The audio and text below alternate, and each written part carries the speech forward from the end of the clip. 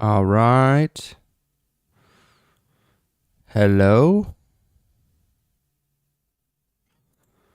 Let me go back and get this set up. Sweet. Sweet, sweet. All right. The live stream is live. I just had to update some settings. I feel like, I don't know, every time I restart my computer, the settings that I get on the camera look kind of mid. Everything looks kind of mid. But welcome back to the Wednesday stream. Thank you for everybody who's been subscribing to the channel. Oh my goodness, this is already like nowhere near as taxing on my computer as it was. I guess I just had really dumb OBS settings. And shocker, right? It's very easy to do. But hey, I want to thank everybody. This is usually right around the time that I start streaming on Wednesday, right around like 2 o'clock, 1 p.m. CST.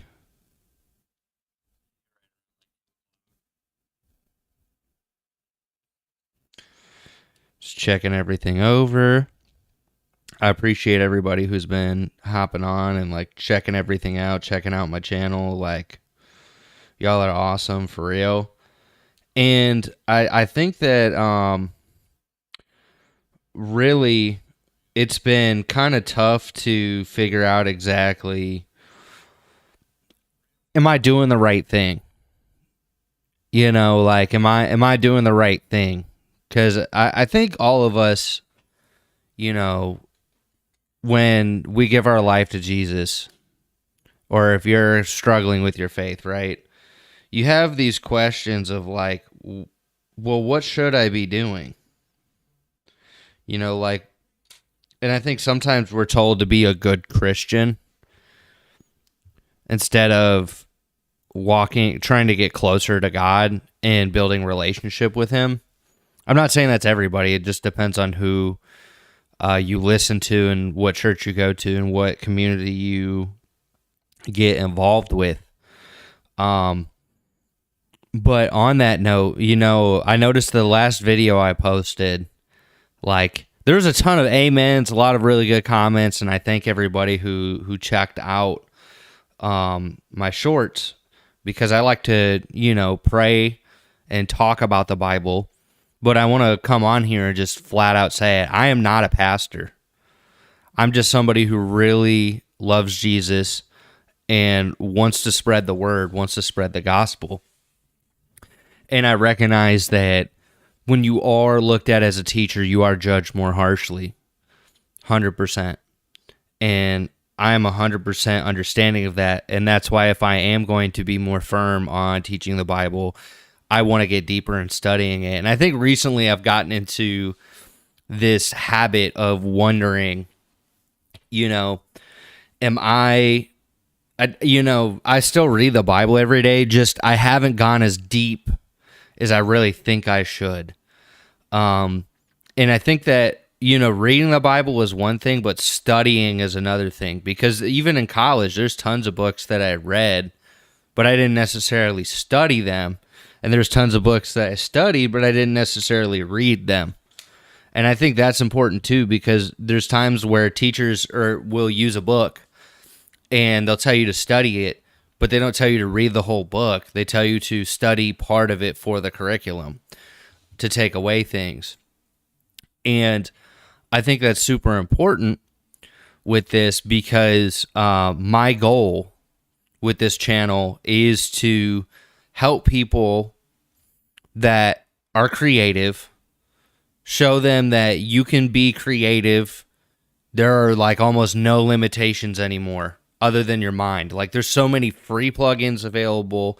There's so much access to software, and free software that's legal, because like 10, 15 years ago, that was not a thing.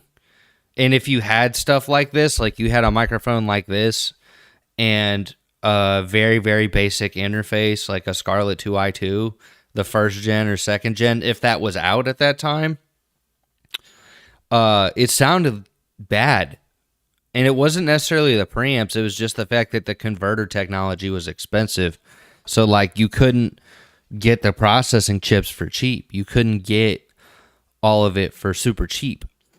And now it's very accessible, which is good. Like I think that's a great thing because you realize when you get further into the industry, there's like a whole another form of addiction and gambling in a way that exists within the music industry. And, shout out Tim.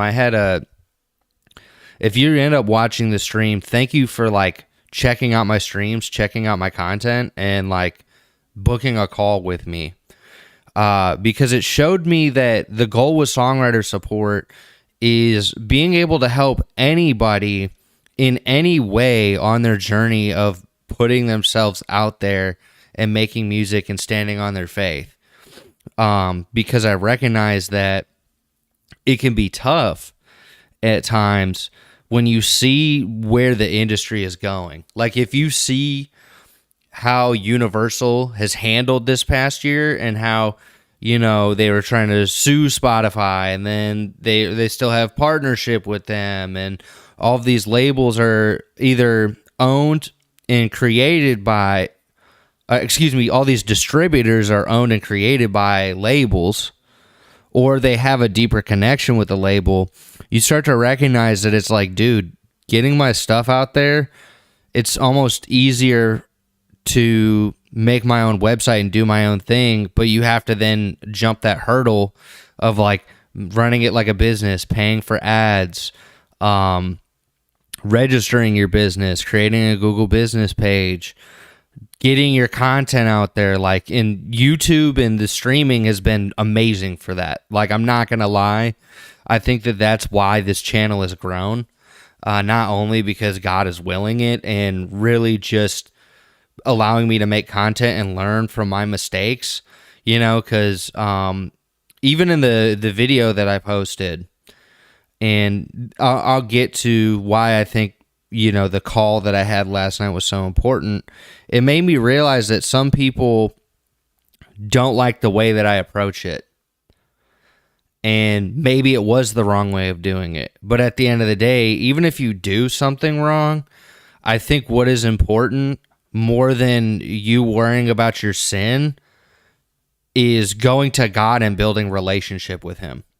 And that's what I think has been a very difficult thing for me, is like, what do I do?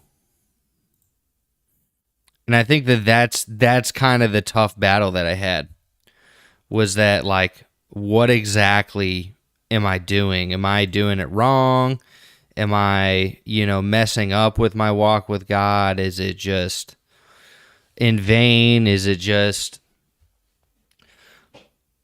doing this for public recognition? And it was funny. Like, I was just like, and it makes me wonder sometimes, because I'll be like, God, where should I go in the Bible? And like in my mind, I'll think that. And then I heard Matthew 6:1. So I think going to that would be a good place to kind of start today.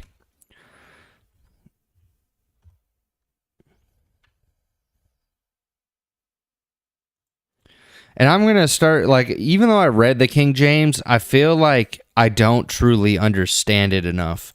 Whereas like NIV or English Standard Version, I felt like it was easier for me to grasp what was really being said.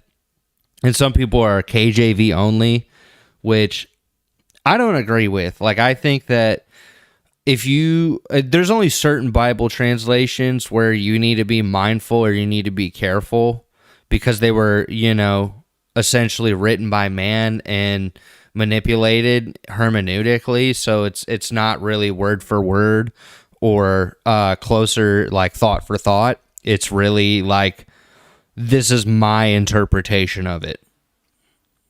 Like, that's what their Bible version reads. But if you read like the New International Version, or I think NKJV, or the ESV, even though they're being updated, I think it's for a good reason.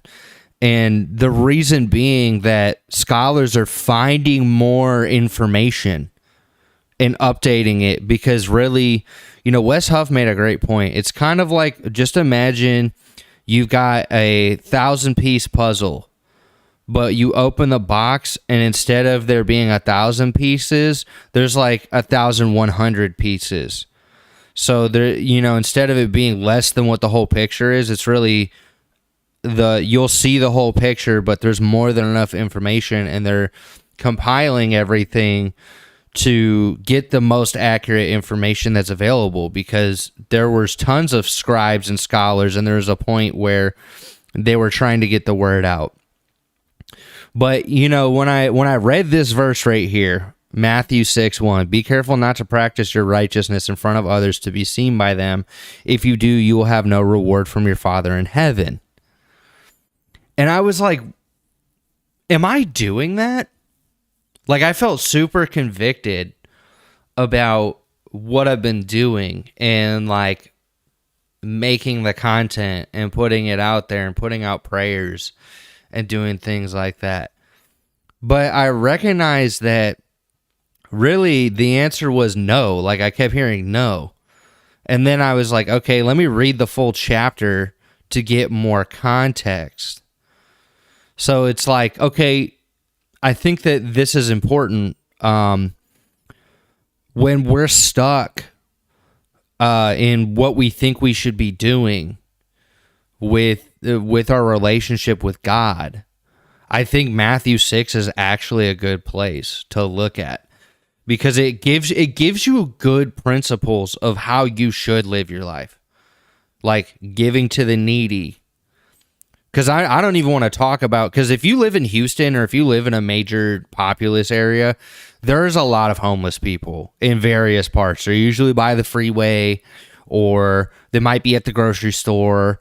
And I secretly wondered if there have been times where I just walk up to somebody and like I give to them and I just want to talk to them and help them because they're clearly outside and they're struggling and they're homeless. And then other people decide to give because they're like, oh, that's the right thing to do. Or if they feel guilty. And either way, at least that person got help. But I wondered that deep down, I don't want it to be whenever I help somebody, like I'm getting it on camera. And I think that this is the big issue that I see sometimes with some of the Christians that are out there, or more, not even really the Christians, but some people who make content. Like, I'm not gonna lie, I remember before I was saved, I would like watch YouTube shorts, and there was all these like OF creators that were being like, hey, I'll give you a PS5, or I'll give you secret surprise or whatever if you answer this question. And then, or they're like, do you want a gift? And the person's like, yeah, sure. And then the person's like, do you know how I got this? And they're like, no. And they're like, oh, in their ear. And it was like they were using it as a way to brag or boast about them doing a good thing, even though really they were living in sin. And I think sometimes as Christians, we use things like this to puff up what we're doing. And sometimes too, like I think it's good to question, where's my faith rooted? Not only like, is it in Jesus Christ, but like, is my goal with what I'm doing right? Is it to be seen? Is it to do that? And it's like, or is it about a personal relationship with God? Because I think even when I started this journey on doing Christian content, my first video was really like shortly after I gave my life to Jesus. And then I kind of talked about what I learned in the Bible and the connections I saw with the music industry. And I'm glad those videos aren't very popular because they're just not well put together. And I feel like, when you start making content, that's just kind of the vibe, is you got to figure out what works for you, what style works for you. And I think for me, like, making more edited videos and doing things like that are going to truly be more helpful.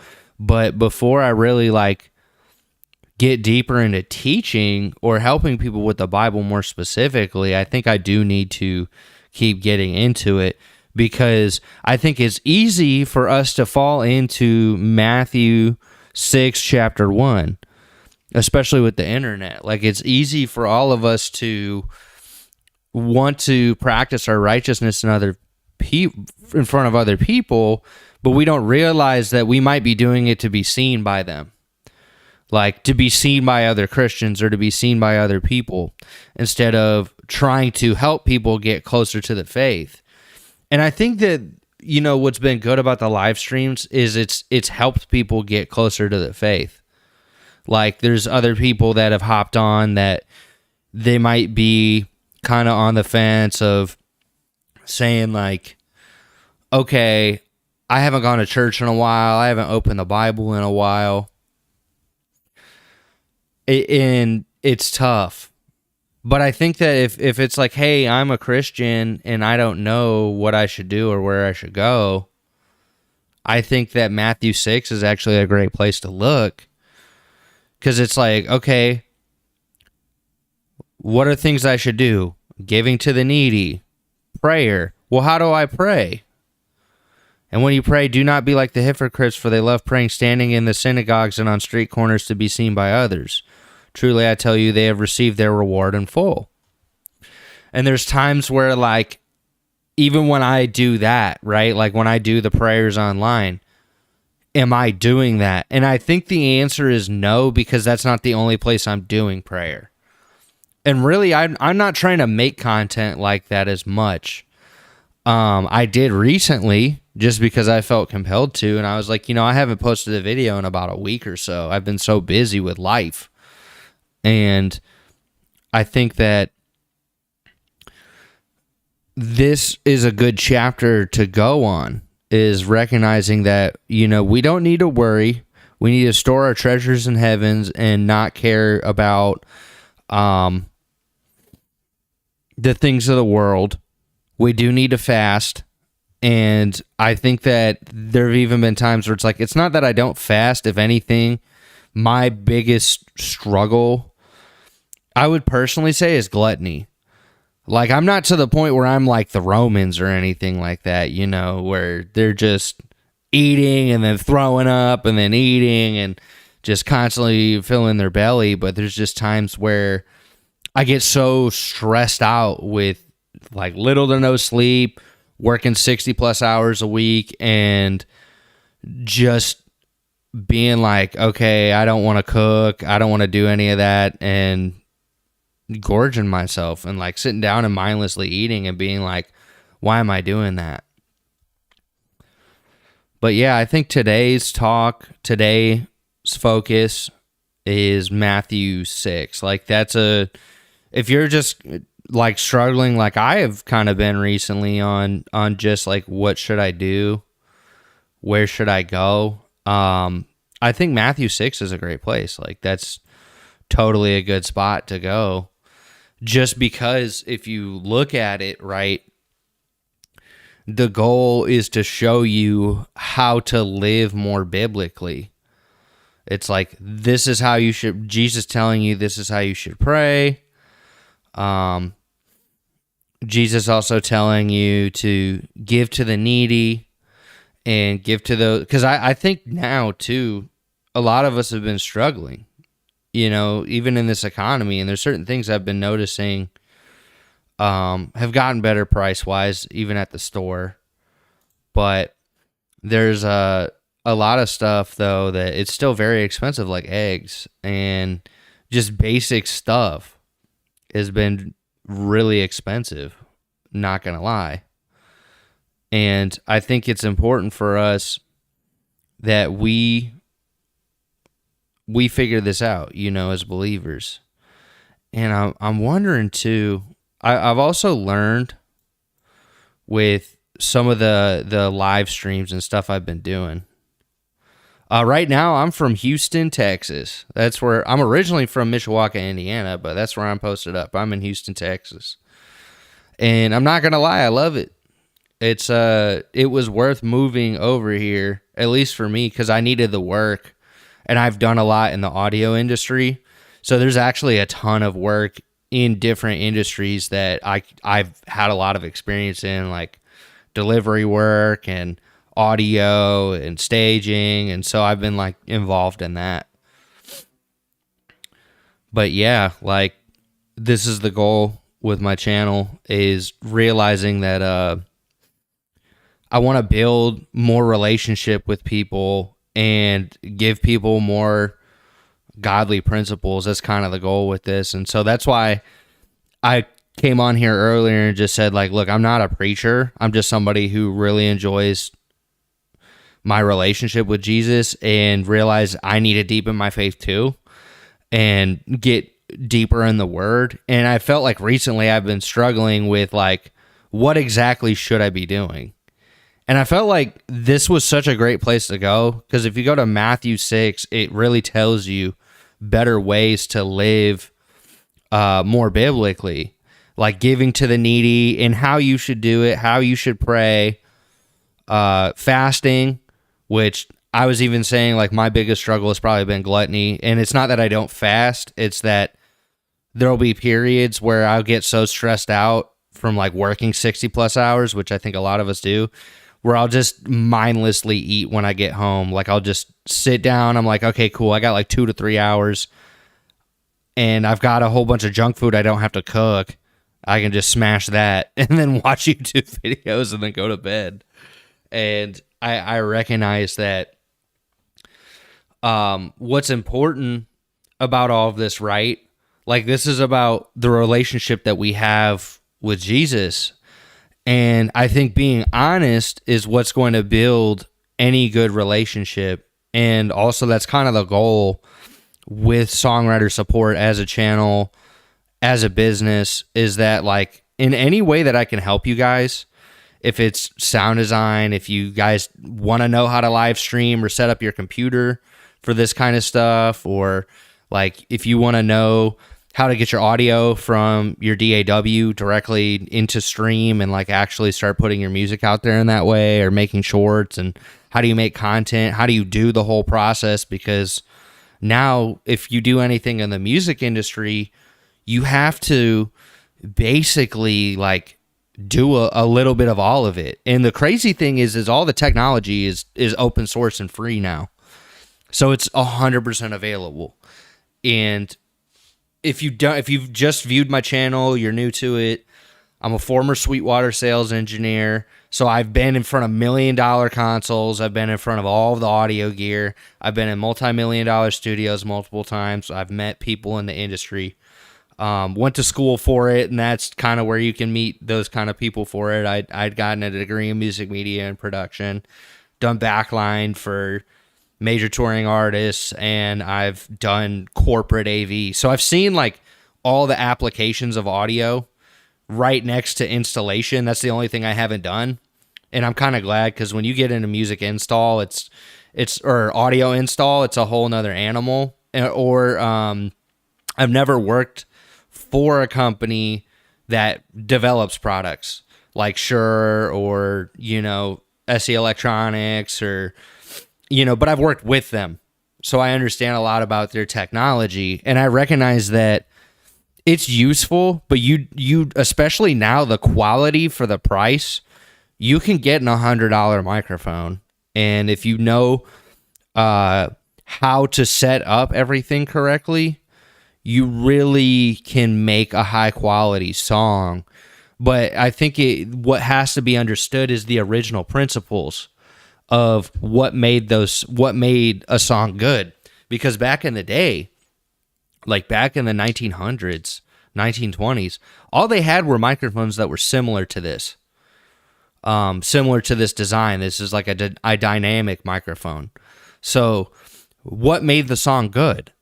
The source. Like getting good source material. And I think that sometimes, even with like the video content or things like that, we have to, as creatives, understand that what's going to make something good isn't necessarily all of the edits and all of that. Because don't get me wrong, you can polish a turd, but at the end of the day, people are going to know it's a turd. And I think the problem is now is there's so much brain rot out there that it's like everybody wants the polished turd. But I don't think that that's the way we need to approach making music or doing things. Like, I think the goal with songwriter support is to basically support songwriters in getting all the tools that they need to not only know how to correctly register their stuff and monetize their music and do things in that way, but understand the pitfalls that in the grifts that exist out there, because there's a lot of them, and I fell for them. And I recognize too that like most of this industry, it's tough because, and it's not even like getting up there, but it's the same principle of just your relationship with God. It's like building good relationships, and that's what we should be doing as Christians, is building good relationships. So I think that with this, like, my goal has been, I want to build a good relationship with lots of people that are, you know, maybe struggling with their faith, or have strong faith, but they just need the tools to build their, you know, basically what God wants them to do in life. Because I think all of us are, you know, if you do music, you do art, a lot of us are given this gift and we feel called to do it, but we don't abide by the principles here, like in Matthew 25 through 34. And I think Matthew 6:25, excuse me. Matthew 6:25 through 34. Matthew 6:25 around here is like, that's a big one. Therefore I tell you, do not worry about your life, what you will eat or drink, or about your body, what you will wear. It is not life more than food, and the body more than clothes? Like that, now that I'm looking at that and studying that, isn't that crazy that that's exactly what the entertainment industry has us worry about all the time? Literally all the time. That's exactly what we worry about is this. Like, that's such a big thing. I'm definitely going to have to create a Bible Gateway account or something of that nature, because I want to start studying the Bible deeper and like just taking sections and learning more about other commentaries or like applying it, because I think that reading the Bible is important, but also gaining other wisdom from other books is important too. Because I think if you know, I think it's better, even if people have wrong information out there, right? There's something you can learn from somebody else's documentation. I think where you have to be careful is when you believe that over what God says. And that's a big hurdle. That can be an issue, you know? So I think even with me too, like I would much rather you guys believe in the Word of God than believe in me or anything that I say, because that's just kind of the goal, is helping others find their way within the music industry and not get caught up in all of the things of the world, because it's so easy to, man. It's like insanely easy to fall into that trap. And so today, I think I want to test the limitations of how much this computer is going to explode if I stream where I'm at. Because I just updated my stream settings, so they might not look just as crispy. It may be better. I don't know exactly. But it's something where I can at least, if I can pull up my project file that I was working on without it exploding, because I'm looking at my CPU right now, Let me see. This might be good because I've been working on some of these songs and that I've been making on stream, and I haven't finished them because I've just been so busy, and then when I get home, I don't make the time to do it. Let me see where I'm sitting at. Because, I mean, this... I had to get up like in. There is no other option. He is the one who God sent. Yes, you are. Stand in the Bible all 10. Either you're out or all in. Either you're out or all in. He's the one. Lukewarm cause you fancy. Know the word has been spit. False prophets have benefit cause you don't read Genesis. Jesus was so eloquent. Lived the life we couldn't live. Died for us in all of sin. He's the Father's Son. No idols, no gods before him. He'll guide you, just let the Holy Spirit in. Supply you with all the things you need to live. Revive you, so you will be dead to sin. He is your only option. Jesus Christ. Open your heart, he knocking. He's the light. They love to hide a light sin. Day and night. I let the light of Christ in. Shine so bright. I had to get up like in. There is no other option. He is the one who God sent. Yes, you are. Stand in the Bible all 10. Either you're out or all in. Either you're out or all in. He's the one. I had to get up like in. There is no other option. He is the one who God sent. Yeah, dude, I realized your OBS settings matter so much. Like, because now my OBS is not, like, crashing out. It was honestly every last few times I've been streaming, it's not that it would lag, but it would just, and I think it looks the same too. Like it looks pretty similar to what I had. Let me see.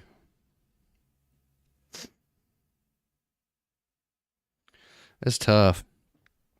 But yeah, I think I'm going to pull this one up. Because I'm real close, dude. A lot of these songs are...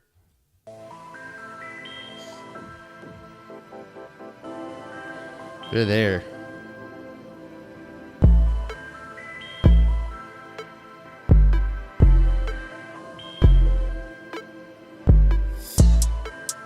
I had to get up like in. There is no other option. He is the one who God sent. Yes, you are. Stand in the Bible all 10. Either you're out or all in. Either you're out or all in. He's the one.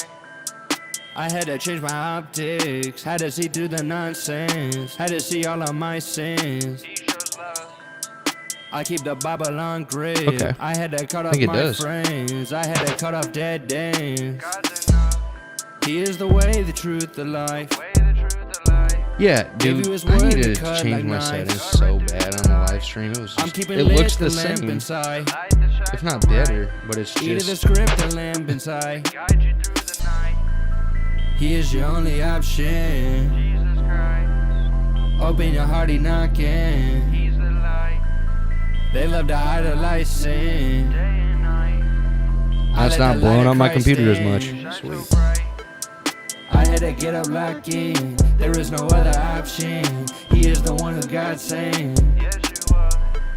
Stand in the Bible all 10. Either you're out or all in. Either you're out or all in. He's the one. Lukewarm cause you fancy. Know the word has been spit. False prophets have benefit cause you don't read Genesis. Jesus was so eloquent. Lived the life we couldn't live. Died for us in all of sin. He's the Father's Son. No idols, no gods before him. He'll guide you, just let the Holy Spirit in. Supply you with all the things you need to live. Revive you, so you will be dead to sin. He is your only option. Jesus Christ. Open your heart, he knocking. He's the light. They love to hide a light sin. Day and night. I let the light of Christ in. Shine so bright. I had to get up like in. There is no other option. He is the one who God sent. Yes, you are. Stand in the Bible all 10. Either you're out or all in. Either you're out or all in. He's the one. I had to get up lock in. There is no other option. He is the one who God sent. Stand in the Bible all 10. Either you're out or all in. Either you're out or all in. Oh man, that sounds good.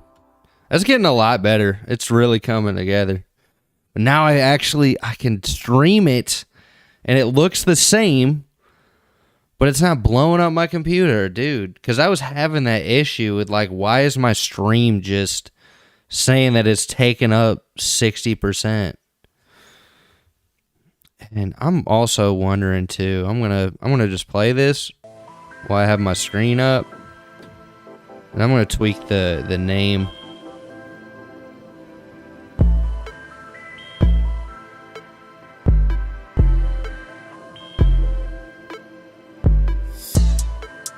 I had to get up lock in. There is no other option. He is the one who God sent. Stand in the Bible all 10. Either you're out or all in. Either you're out or all in. I had to change my optics. Had to see through the nonsense. Had to see all of my sins. I keep the Bible on grip. I had to cut off my friends. I had to dead dance. Oh, He is the way, the truth, the life. Gave you his word to cut like knives. I'm keeping lit the lamp inside. Eat of the script, the lamp inside. He is your only option. Open your heart, he knocking. They love to idolize sin. I let the light of Christ in. I had to get up lock in. There is no other option. He is the one who God sent. Stand in the Bible all 10. Either you're out or all in. Either you're out or all in. Lukewarm cause you fancy. Know the word has been spit. False prophets have benefit cause you don't read Genesis. Jesus was so eloquent. Lived the life we couldn't live. Died for us and all of sin. He's the Father's Son. No idols, no gods before him. He'll guide you, just let the Holy Spirit in. Supply you with all the things you need to live. Revive you so you will be dead to sin. He is your only option. Jesus Christ. Open your heart, he knocking. He's the light. They love to idolize sin. Day and night. I let the light of Christ in. Shine so bright. I had to get up lock in. There is no other option. He is the one who God sent. Stand in the Bible all 10. Either you're out or all in. Either you're out or there we all go. in. I had to get up lock in. There is no other option. He is the one who God sent. Stand in the Bible all 10. Either you're out or all in. Either you're out or all in. That's close, man. I might blow this computer up trying to run some of it because I realize it's like. He is your only option. Jesus Christ. Open your heart, he knocking. He's the light. They love to idolize sin. Day and night. I let the light of Christ in. Shine so bright. I had to get up lock in. Let me just check. Okay, yeah. He is the one who God sent. Stand in the Bible all 10. Either you're out or all in. Either you're out or all in. Lukewarm cause you fancy. Know the word has been spit. False prophets have benefit cause you don't read Genesis. Jesus was so eloquent. Lived the life we couldn't live. Died for us and all of sin. He's the Father's Son. No idols, no gods before him. He'll guide you, just let the Holy Spirit in. Supply you with all the things you need to live. Revive you so you will be dead to sin. He is your only option. Jesus Christ. Open your heart, he knocking. He's the light. They love to idolize sin. Day and night. I let the light of Christ in. Shine so bright. I had to get up lucky. There is no other option. He is the one who God sent. Stand in the Bible all 10. Either you're out or all in. Either you're out or all in. Really? I had to get up lucky. What products? There is no other option. He is the one who God sent. No. Stand in the Bible all 10. Of course. Either you're out or all in. Either you're out or all in.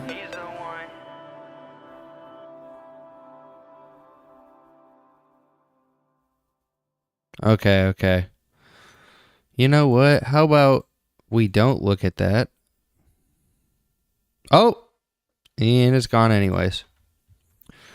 Okay, I'm wondering, I want to start something from scratch. And I think this time I want to like use only my voice and see what I can do. Oh, okay, cool. So there's like a whole new update for Pigments. Okay, I'll wait till later for that. But I want to check out some of these synth engines and like build. I want to see what I can do with like one Vox sample, right? Like real simple. Start with the C note.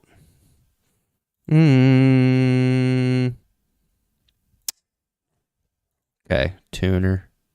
So I'm going to start there. On.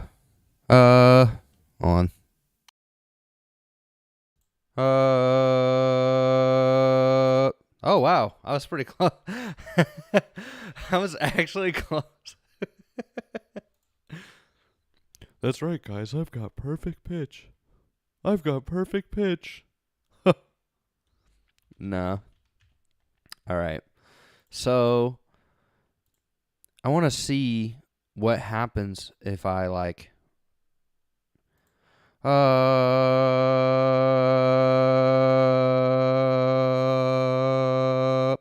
just start it there. Just a C note. Keep it a buck. A C note.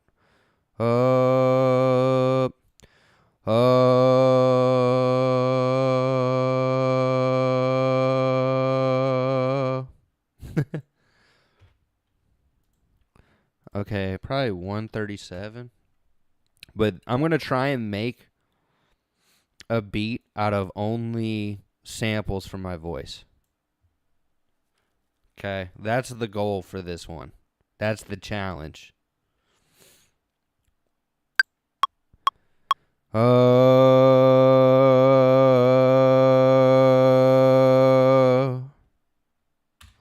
Okay.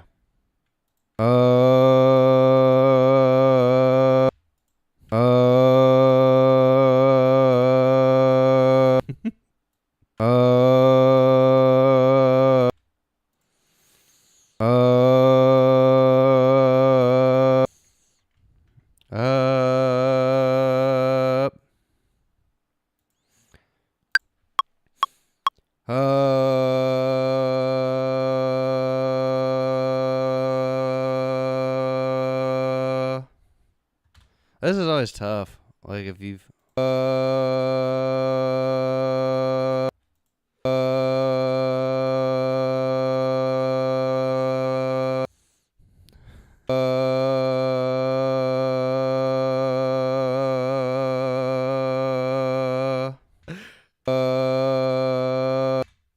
okay.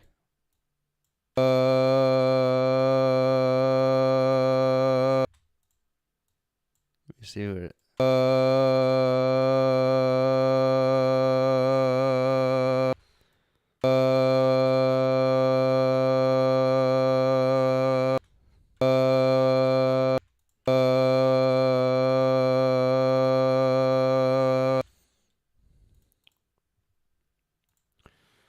So that's the goal is, okay, we're going to do this, RVox, and then do it this way. We're going to do it this way.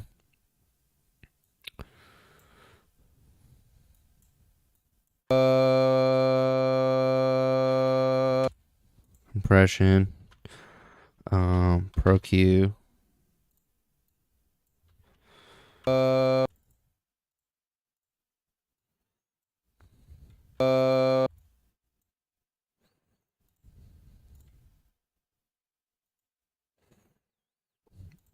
Okay.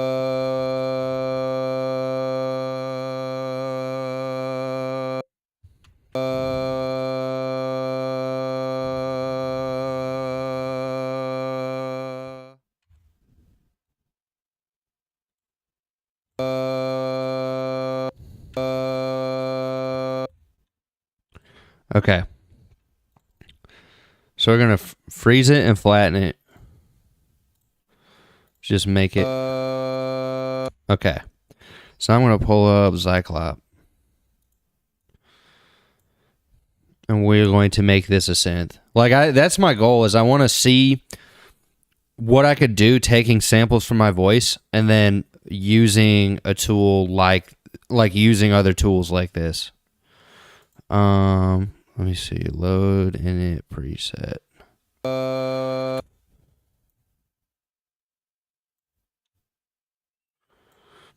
And see, that's why I like this tool. Because you can just, if you make a stereo WAV file, it's going to just allow you to dump it in there. And it's free. This is one of the coolest free synths I've used yet. This one is crazy, man. And I think I want to use this to make like a chord type vibe. Like, let me see.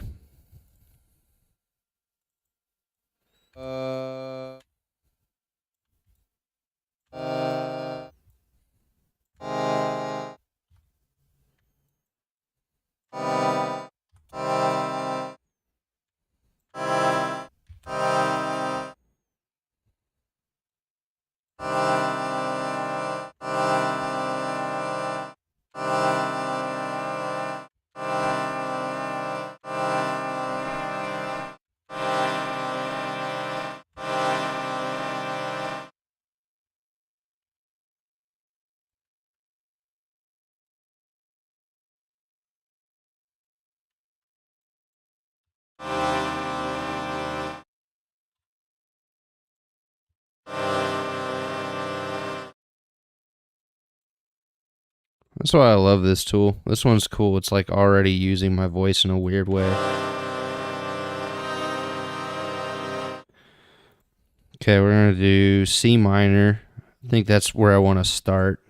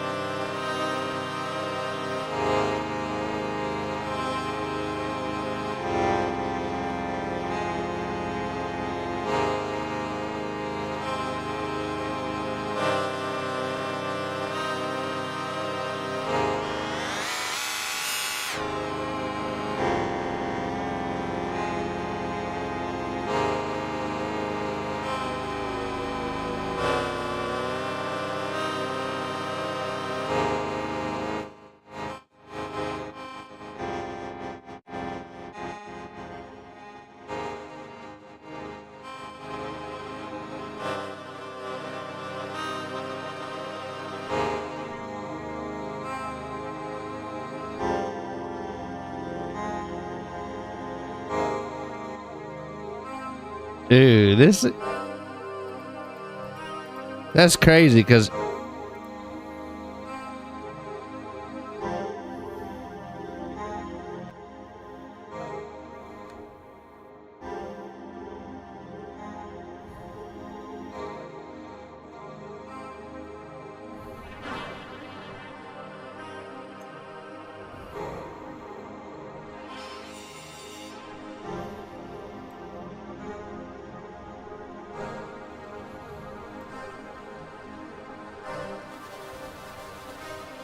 That's my voice.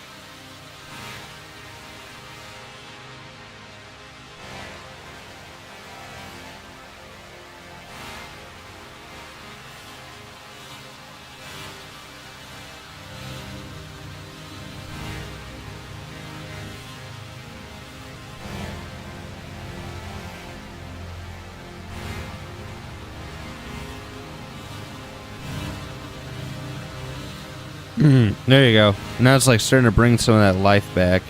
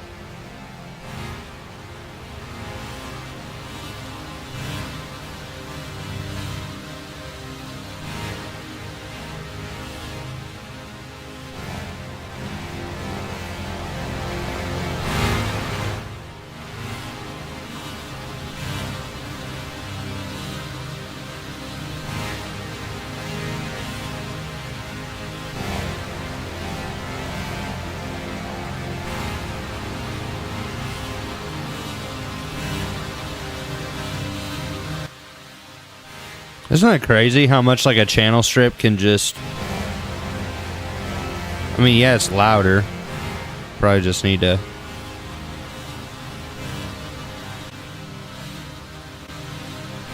That compressor is definitely helping.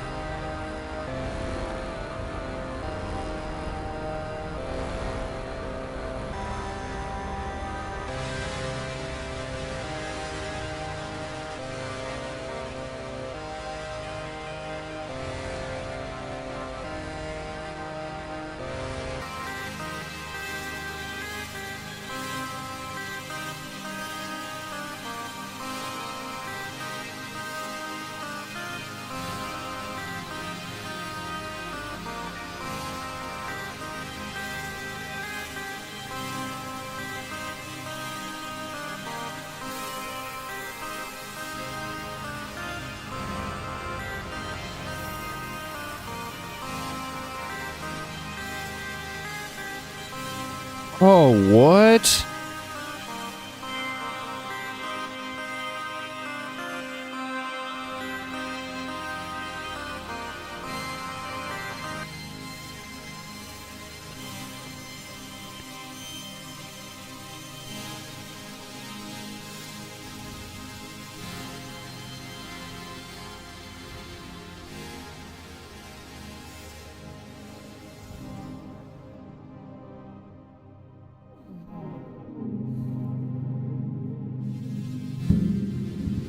There are so many, dude.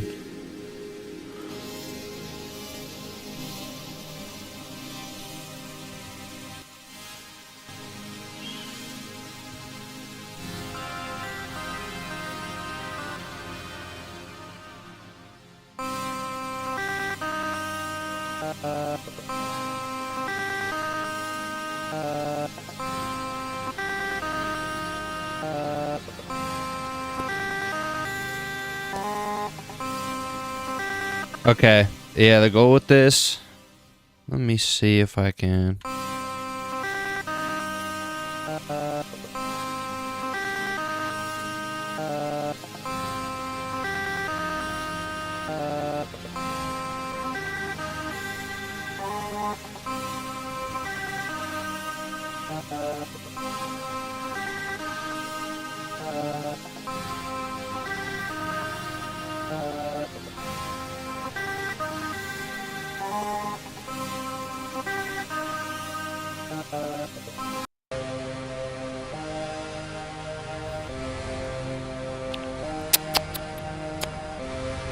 Okay.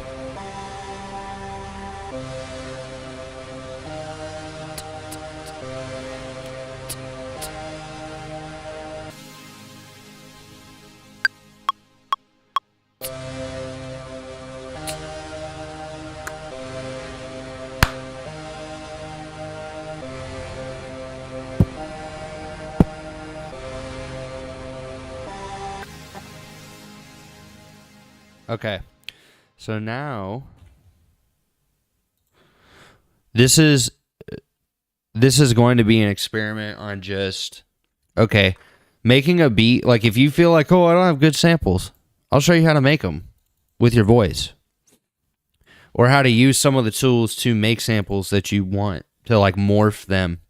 Because I think a lot of times we feel like, oh, we can't make an original sound, or we can't make something that sounds interesting because we feel limited by our resources. But I disagree. I feel like you can always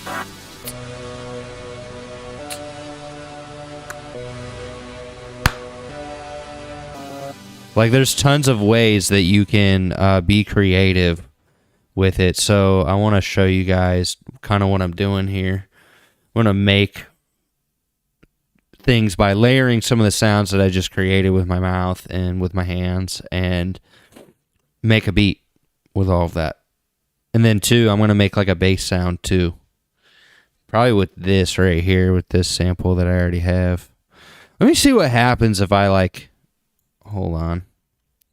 Where is it? Sampler. Yeah.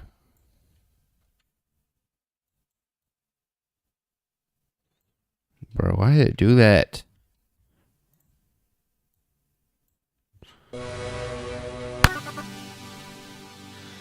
So we'll do that in a sec. But I want to see what happens, how low I need to drop the pitch. So I think I dropped it to B minor.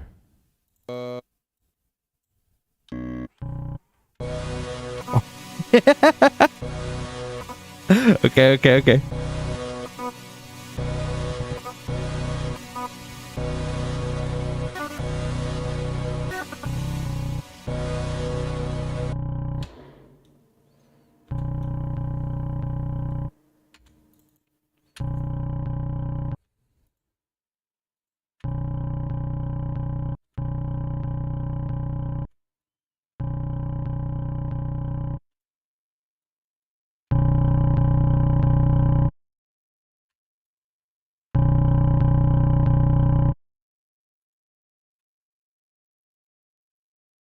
So you can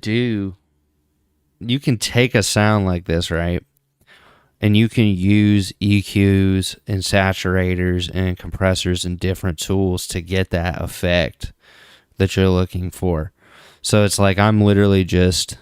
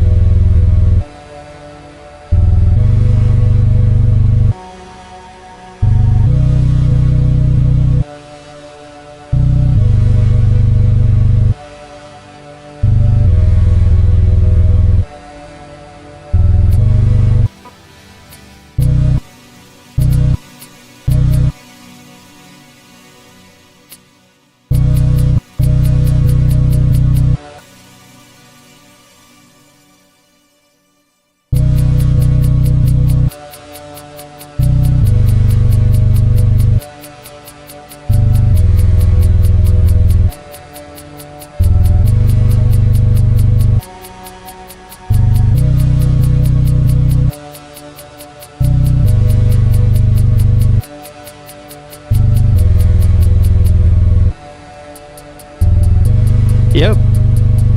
That's so crazy.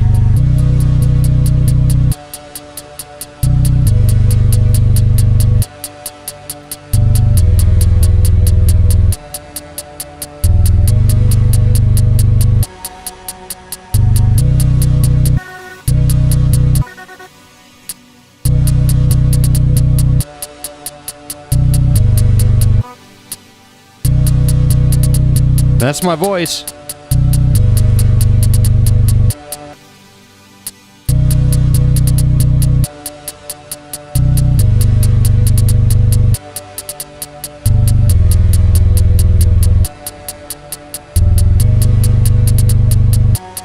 Let me speed it up a little bit.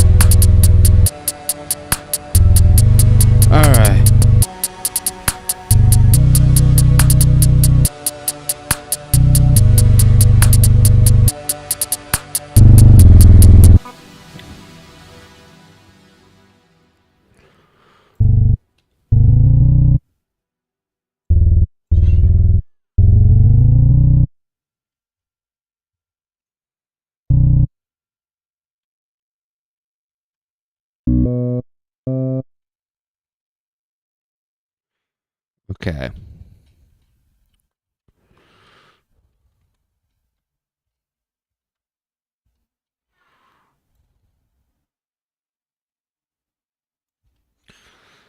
So what I've learned from this is it's more so about getting the right transient information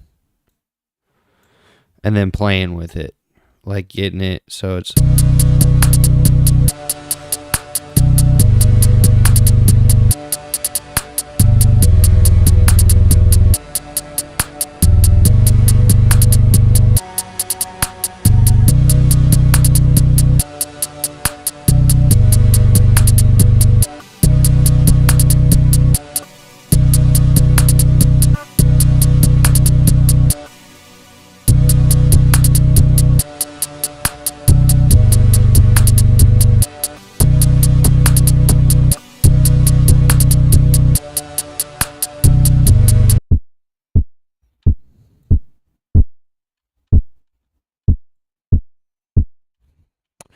So I think, what? Can I do drum bus on this? I think it might. Let me see. I think drum bus would work for this. Let me see.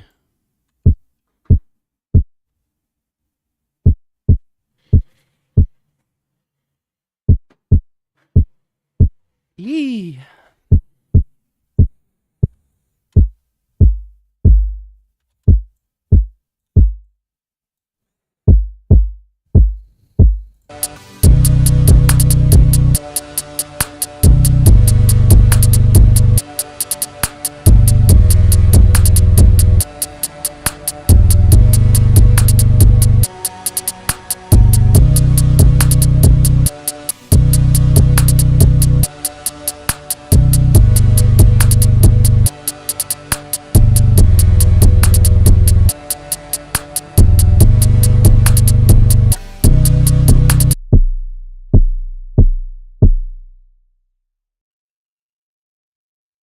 Pitch your samples.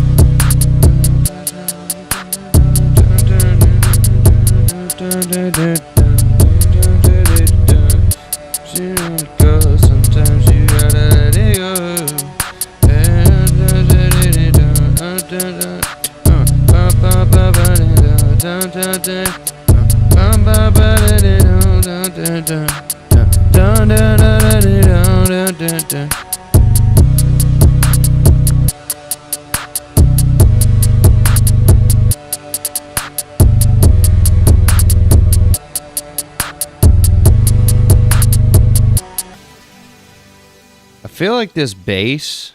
Okay, hold on. There's something I like about it.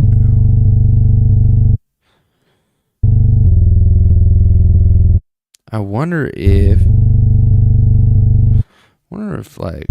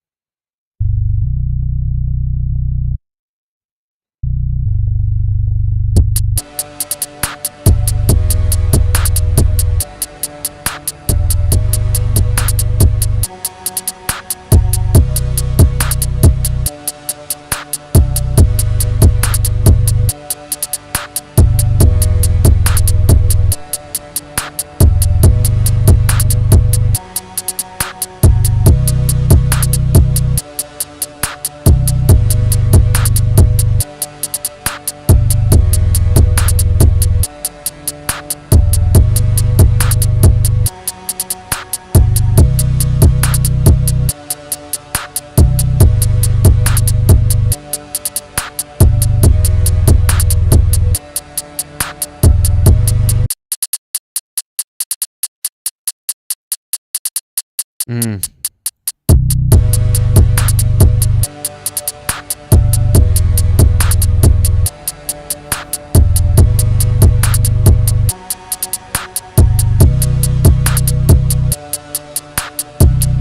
Ah.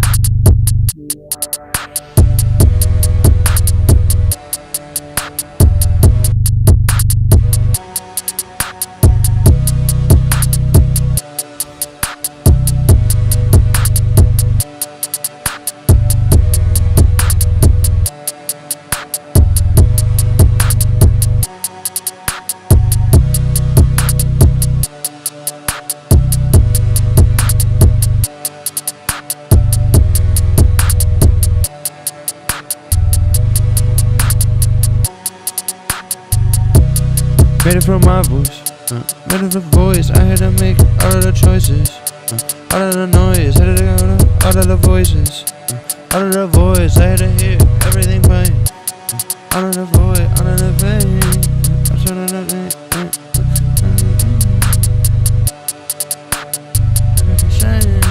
I had to put it, I had to put it away. I had to put it away.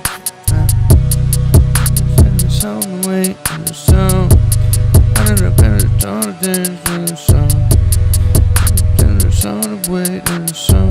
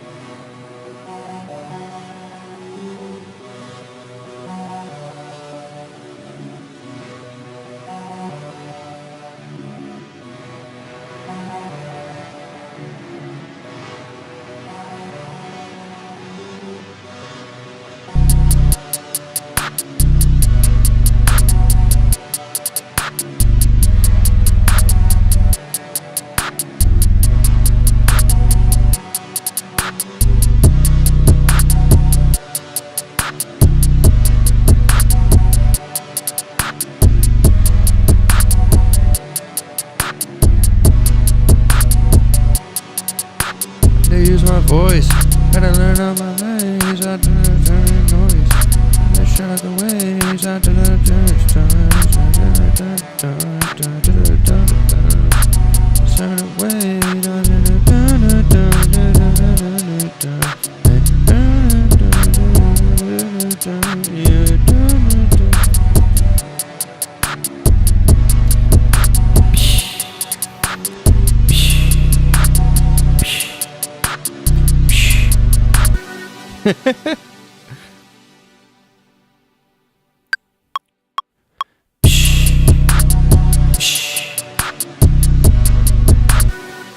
Okay.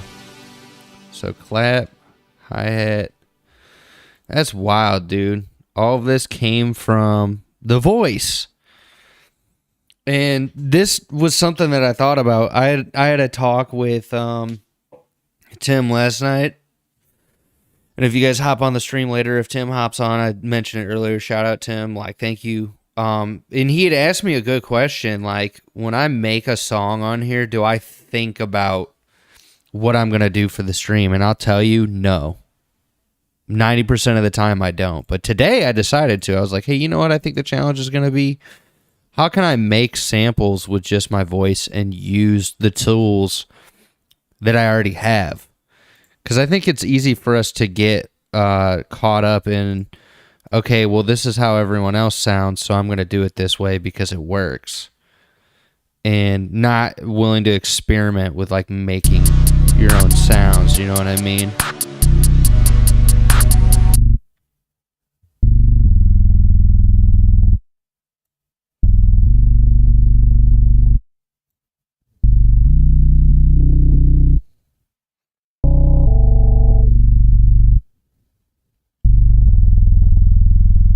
Like, that's wild to me. That's my voice.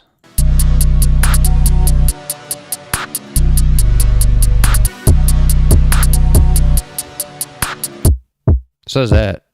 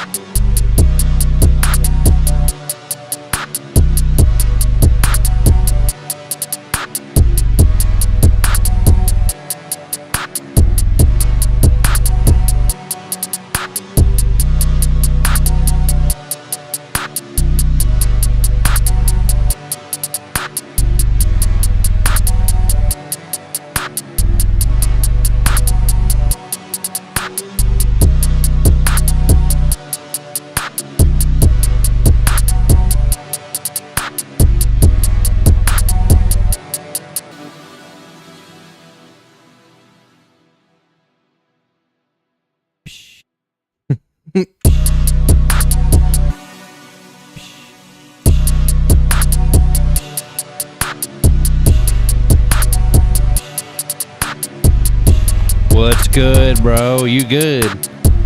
Yeah, you know what's crazy? Even though you hopped in late, David, every single sound that you hear was sourced from my voice. Thank you for hopping in, bro. Like, literally every sound. I have and if you watch the stream, like, you go back into the stream, you'll see that every single sound in here, like this kick drum, this is like, I like layered, so I like tried to make a kick type of sound. Hi-hat.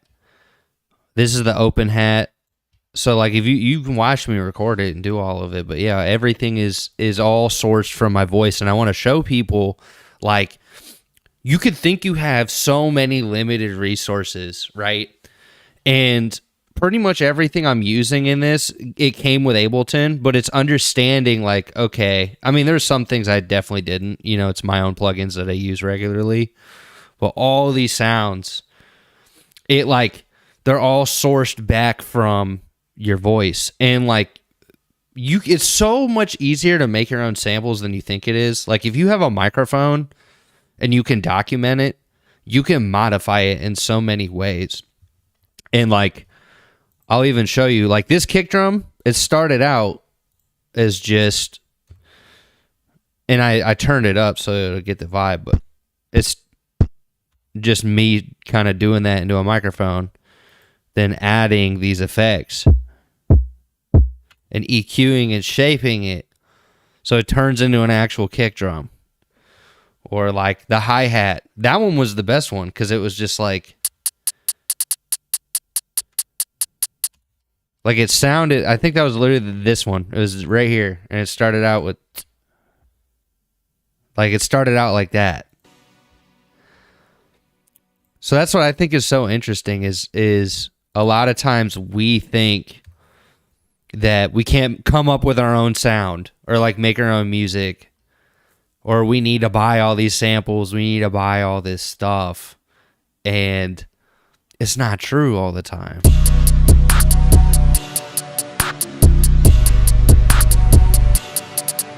It just makes it easier. But this one, I'm thinking, I want to, because that's what I like about it. It shows you that like you can feel like you're so limited, but really, this is my goal with Songwriter Support is I want to help people understand that like if you want to try new things, you most likely already have free resources available to you to make new sounds. And it starts with you, like at the end of the day. But also too, what I was talking about earlier in the stream, I've realized with the music industry or any of this, and the goal of like the live streams is I want to build a better relationship with y'all. Like, and I think that goes, if you want to see success in anywhere in your life, even in your faith life, it's ultimately about relationship.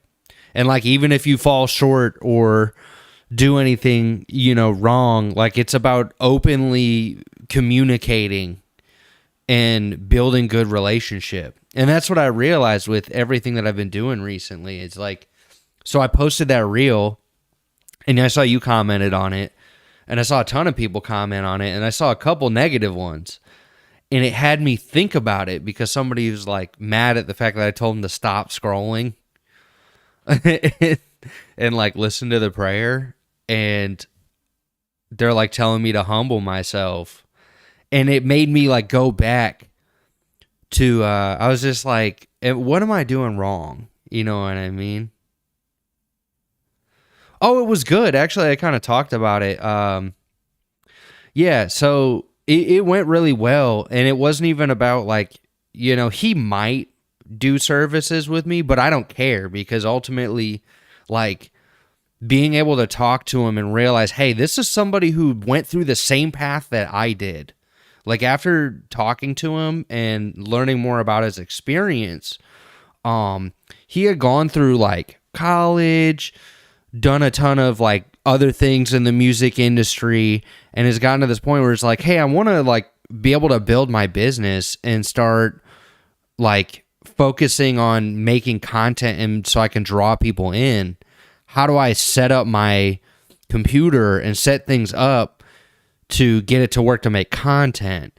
And I didn't even think about that. I was like, oh, I thought, most people I'd be helping that they're like at the basic level and they just need to understand how to use the software like this, like Ableton or another DAW. But I didn't even think about, oh, wow, like I stream and I make video content.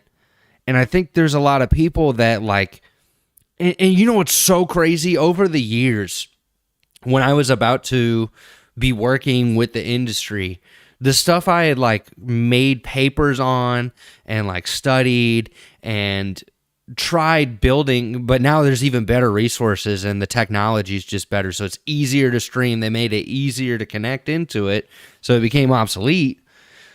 Was just like, how do you get your DAW and how do you get it so it's easy to just hit record and live stream and make content? And even this stream today, I optimized my stream settings so they look about the same, but my computer isn't blowing up when I do certain things. So I was able to actually like start mixing some of the projects that I've been slacking on and like getting better latency in my audio recording. So I'm like,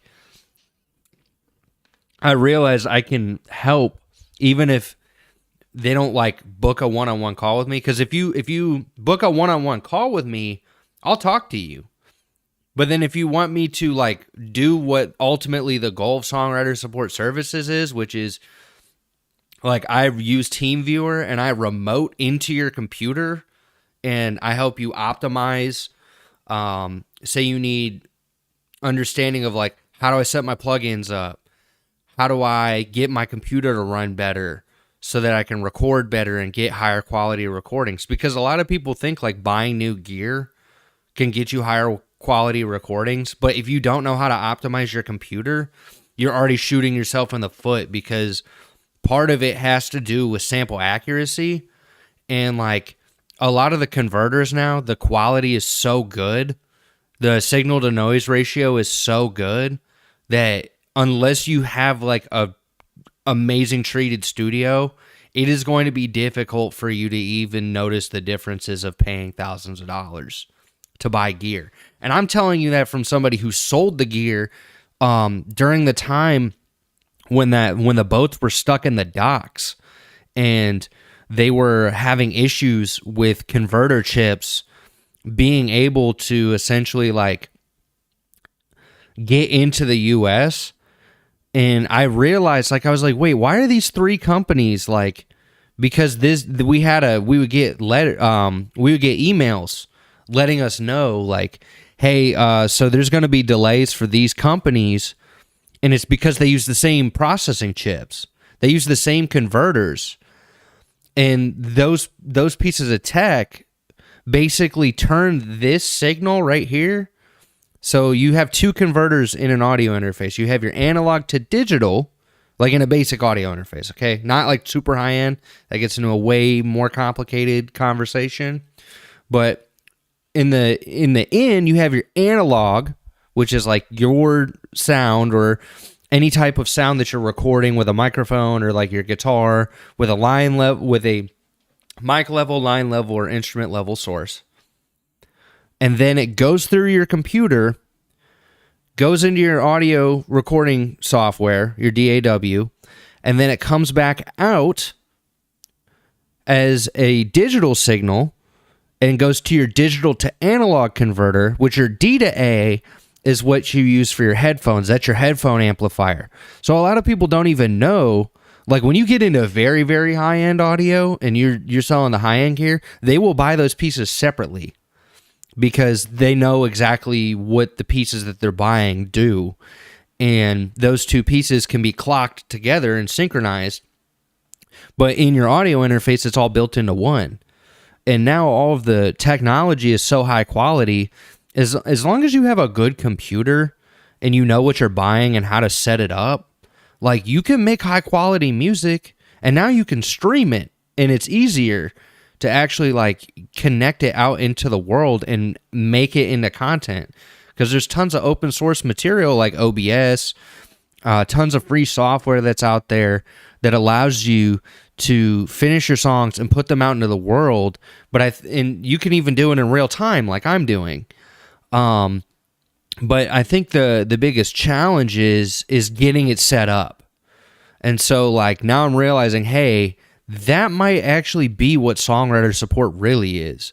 Like there, I think the nature of songwriting anymore is like it's not even just making reels or making content. That's a big part of it, but it's like, how can I connect with an audience and get it so whatever I'm working on right here, like they can see it and even help me make decisions or like see the process and see exactly what I'm doing.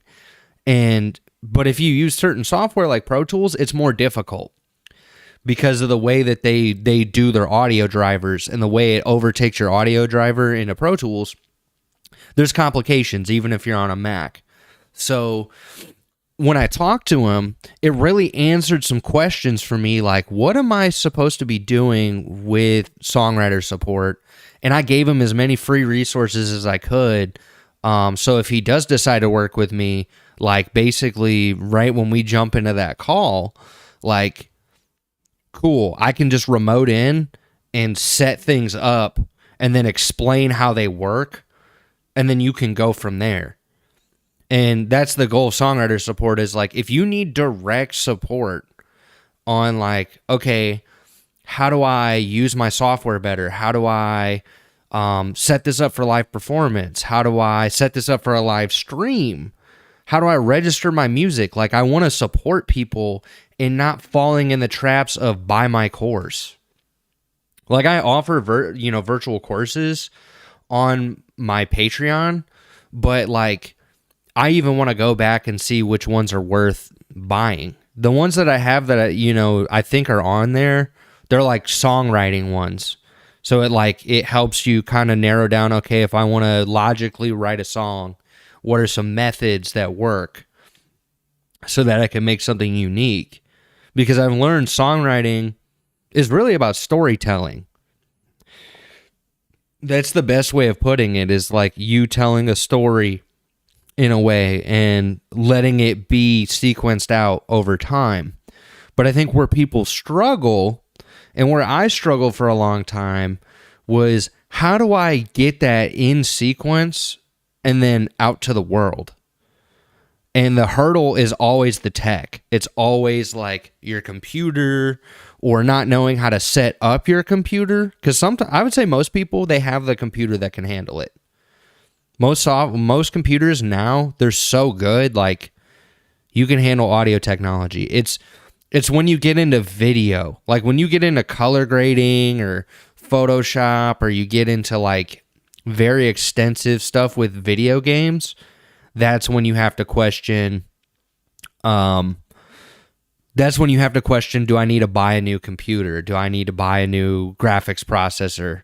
Or I guess if you get into crypto or mining and crypto mining and stuff like that, like, that's the only times that you really have to worry about, should I buy a new computer? Because it's all based on that.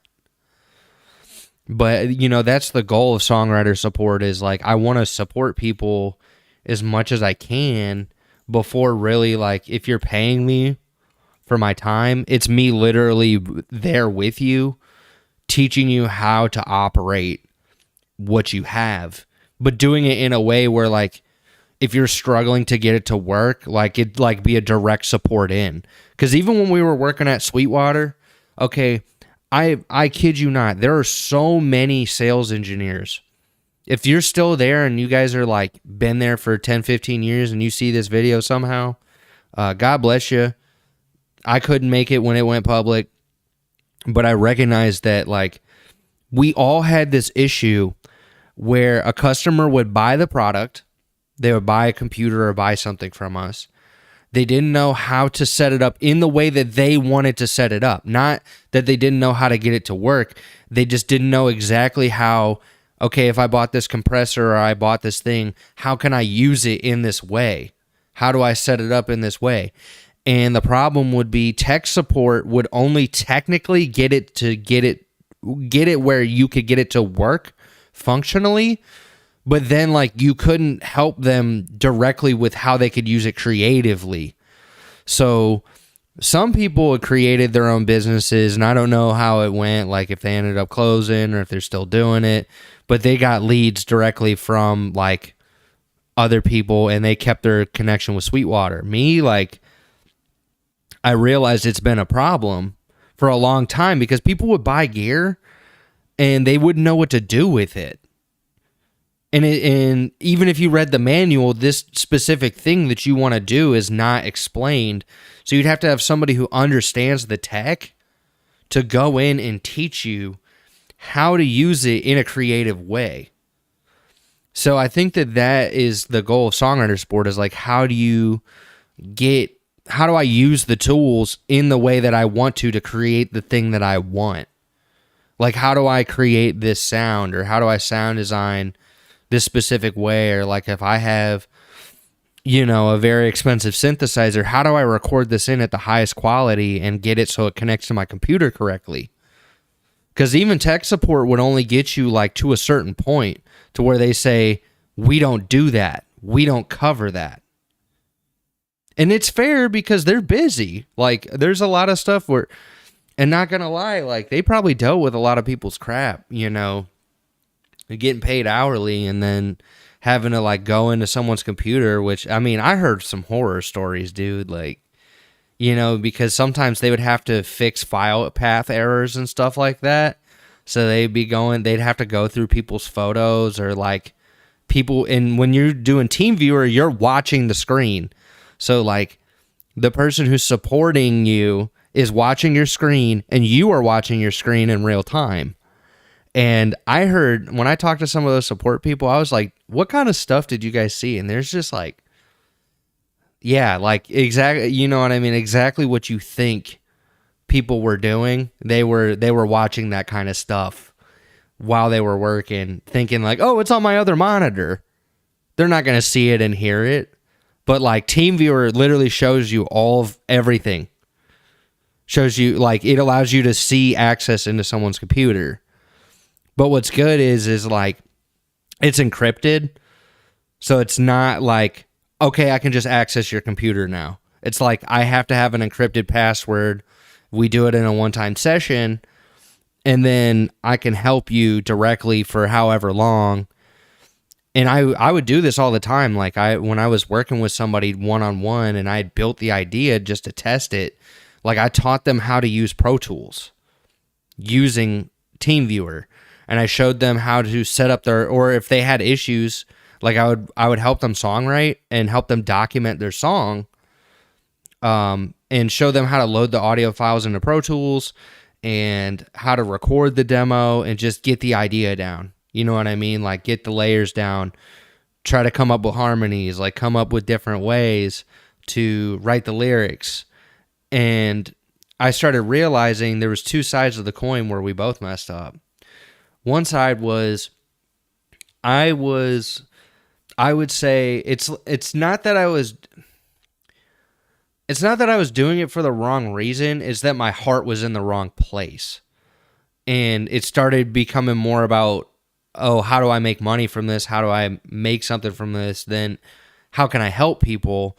And then where they went wrong essentially was, this is, how do I make money from this, instead of how do I help this person? Because I started to realize with like the LA mentality, you work with people and then you get to this point where they'll use you until they can't. And then they move on to the next best person, the next best connection.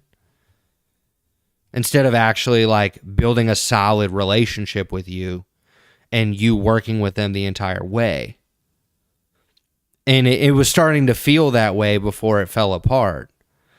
And I started recognizing, once I got into a very hard spot financially and was in a very tough spot before I went homeless, like, they were kind of using that as an advantage to be like, well, we can pay you this much. And I'm just like, oh, dude, no. Like, I had shot myself in the foot trying to be honest and let them know what was going on, when really they didn't care, like, at the end of the day. Or if they did, it just was kind of taken advantage of in that way. And whether they know that or not. And I really tried my best of explaining, like, this is why I've been working so, because at that time, dude, I was working 85 hours a week and staying up till like 3 a.m. songwriting. Like, I was burning the candle at both ends. Like, I was insanely busy. 7 days a week, working all day and doing delivery until my car died. Like, until that thing died. Because I couldn't find any other work or any type of other job. So it just got to that point.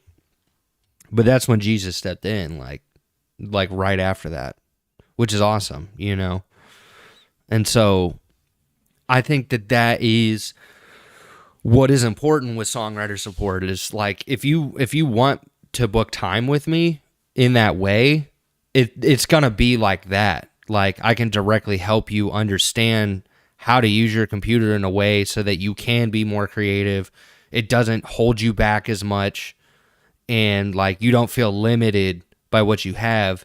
But I also can help you before we go into it understand like where your limitations might be.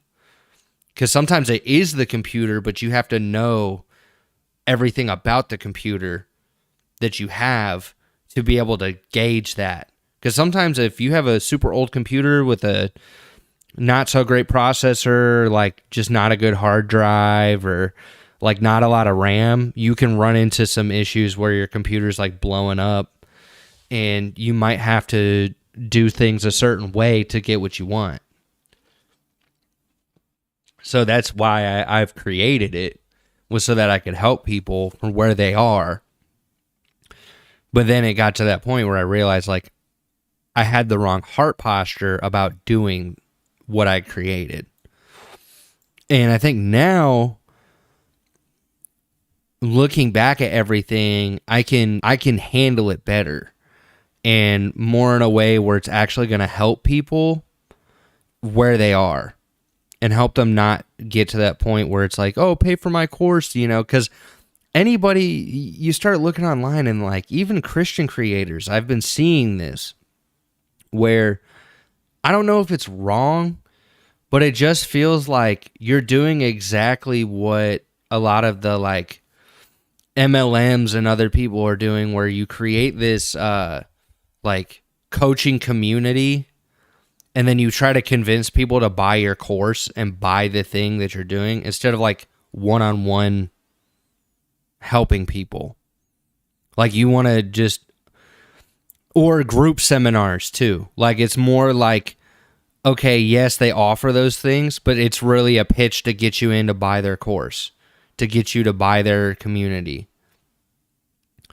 And, oh, this is how I grew as a Christian creator and blew up followers. This is the way.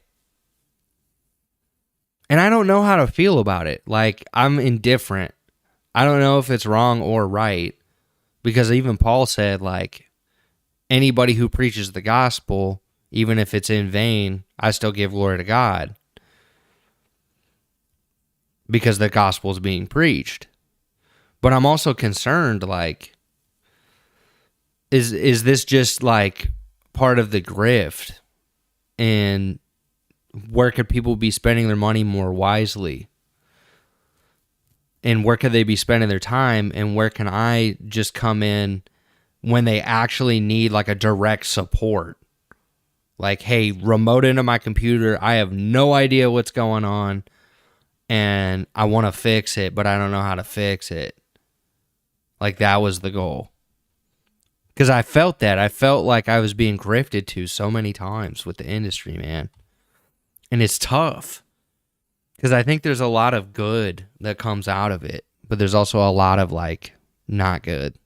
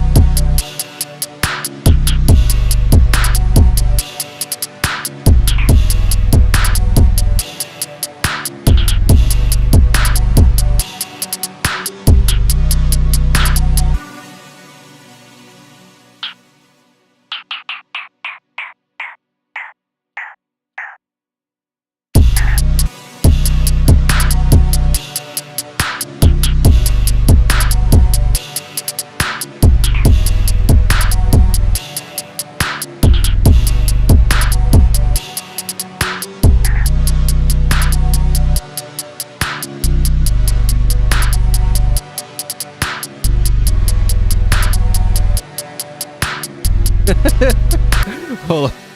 All right. I'm gonna see if it clips the mic.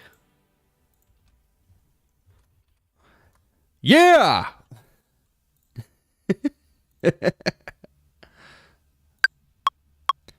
Yeah. All right. Yeah. So you start there, and then you do. I think pedal might.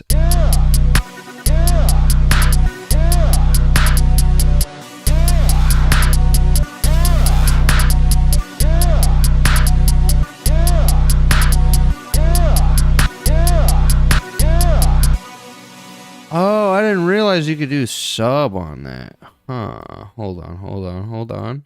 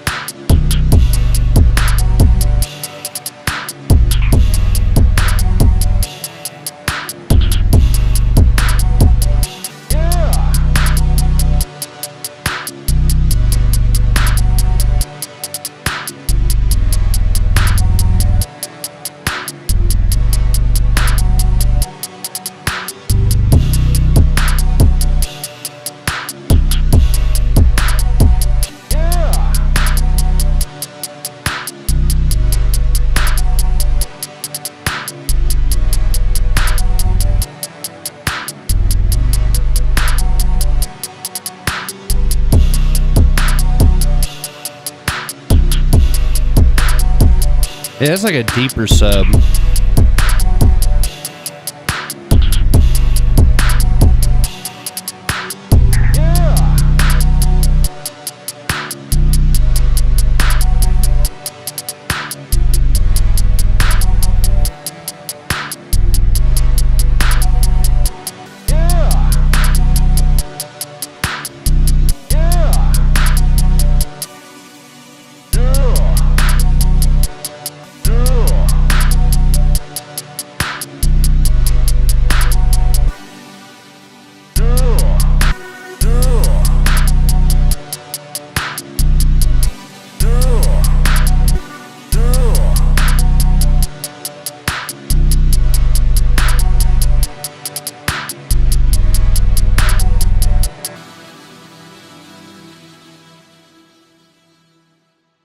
Come on.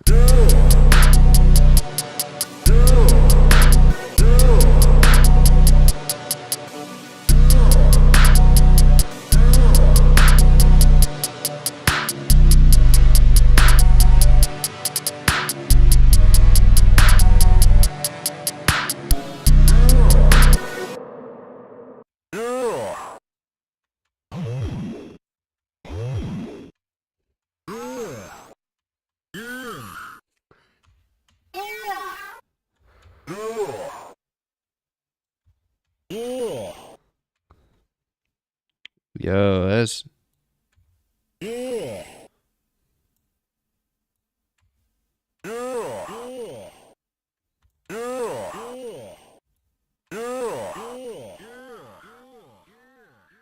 ooh.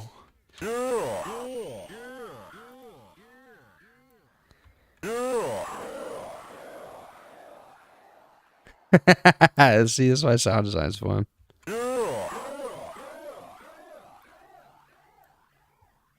That grain delay is crazy.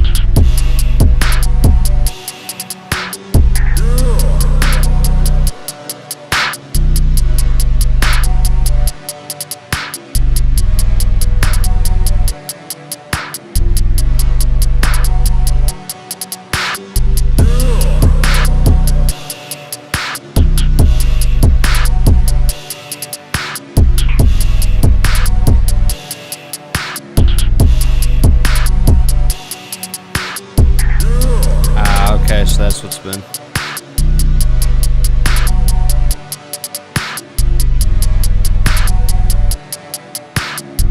There it is. Looking for that.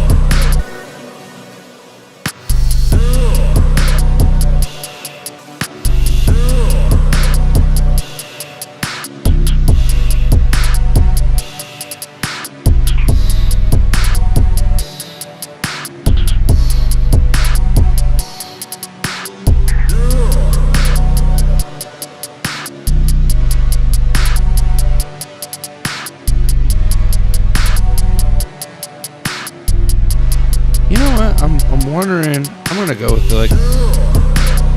like a transient shaper.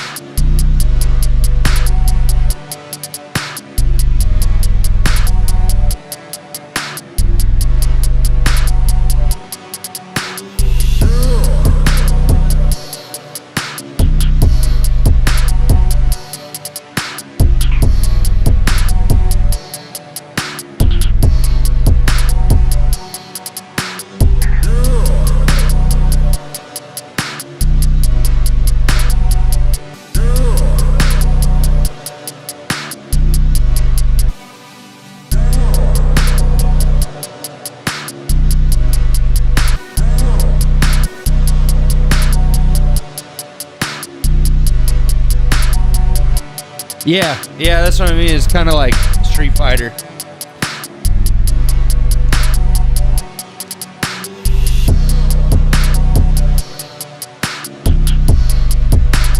It's definitely got that with just the synth sounds they're chosen.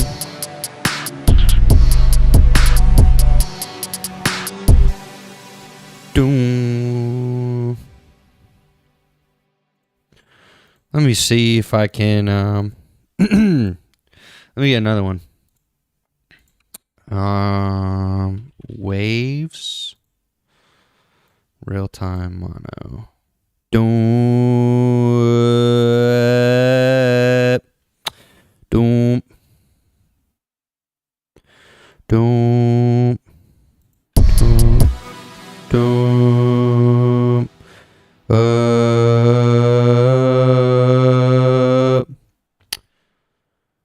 Doom. Doom. So if you start with a C note and then you load it into a pitch-based synthesizer, it plays back easier, like on the keyboard, because it's usually matched to the C.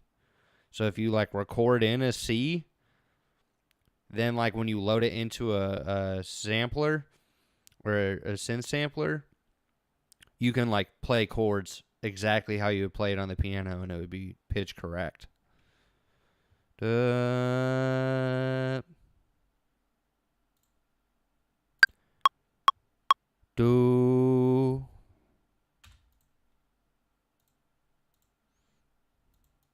do do do do. Let me get it correct though.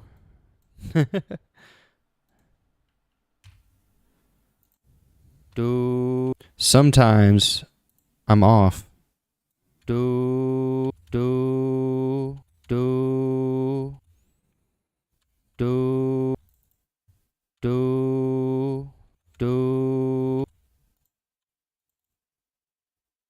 do do do.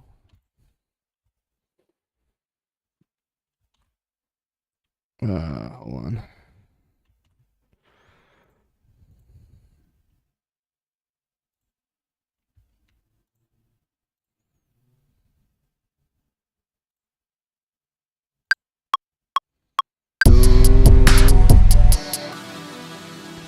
Okay. So now that we've got it pitched in there, I'm gonna make like another instrument.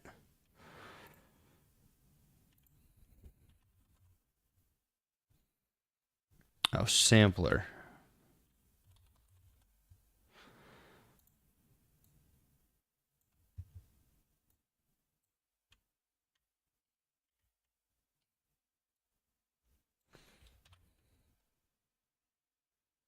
Do.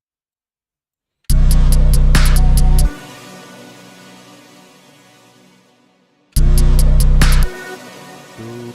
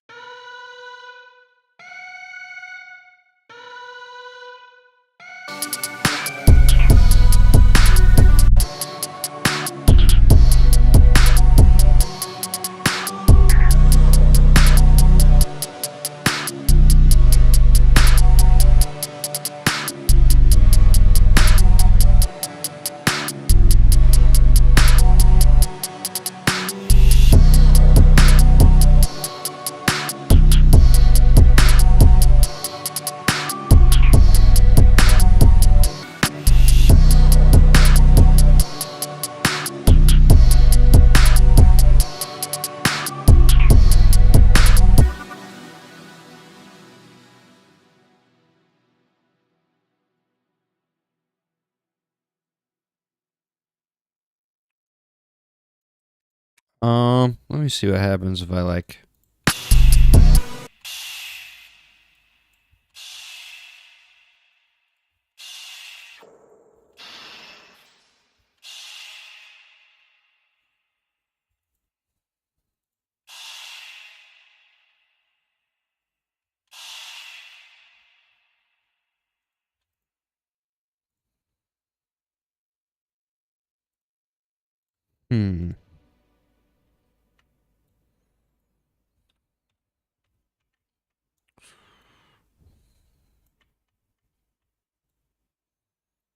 Yeah, that's kind of the vibes with this. As I'm feeling like making something that shows you can use your voice, use whatever you have.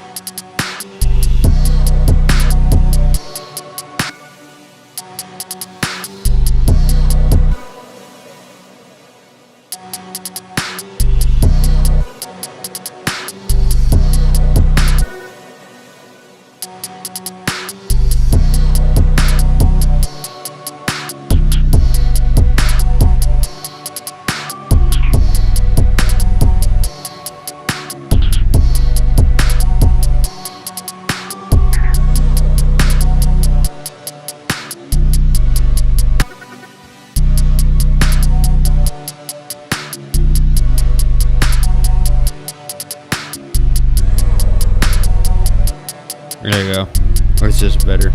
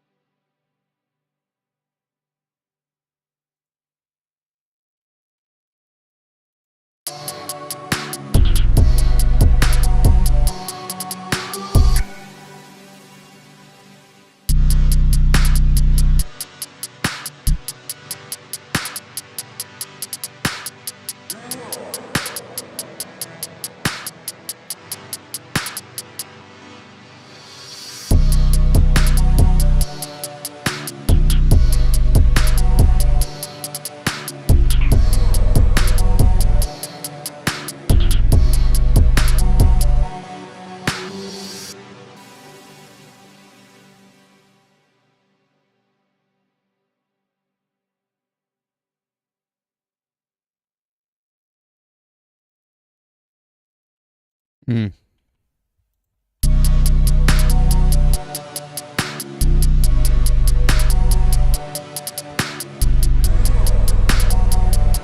Hmm.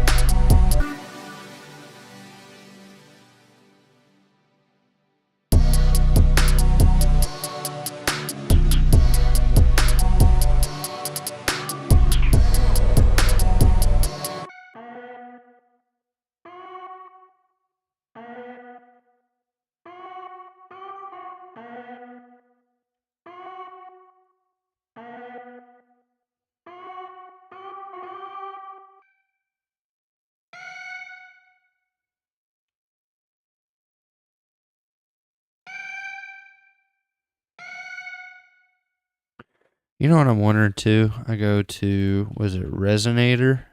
Yeah. Make a sound.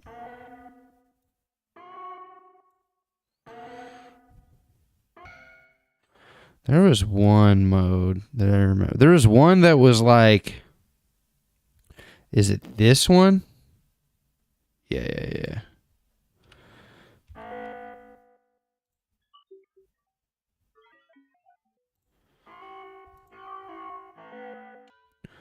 Hold on. Or was it Corpus? There's one of them where it's like it literally turns whatever. Yep.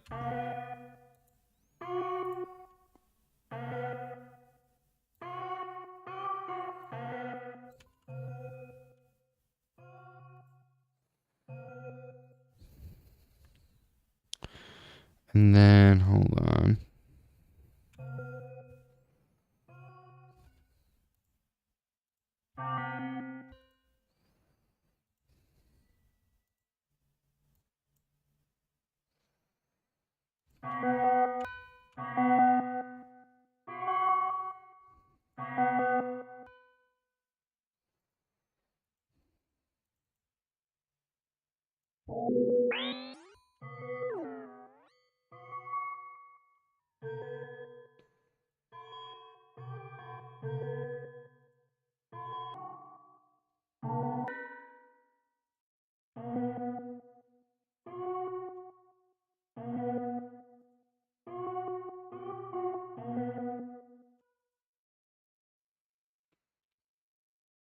Oh, yeah. Okay. There it is.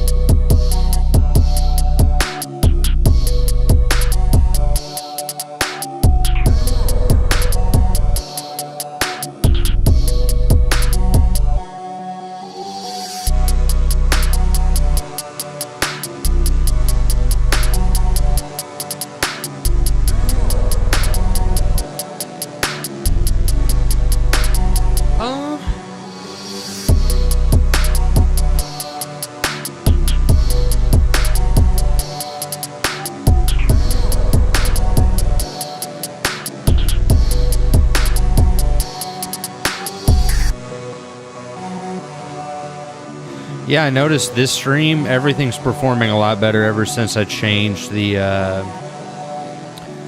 settings a little bit.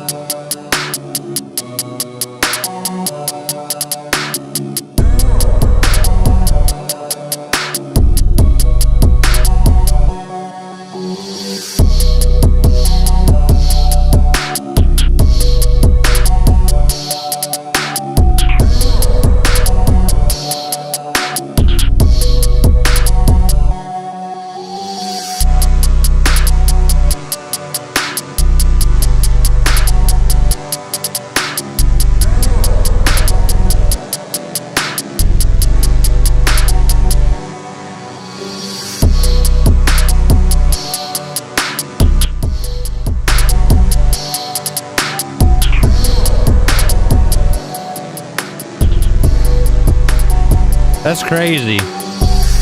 Those drums sound weak without that. Like,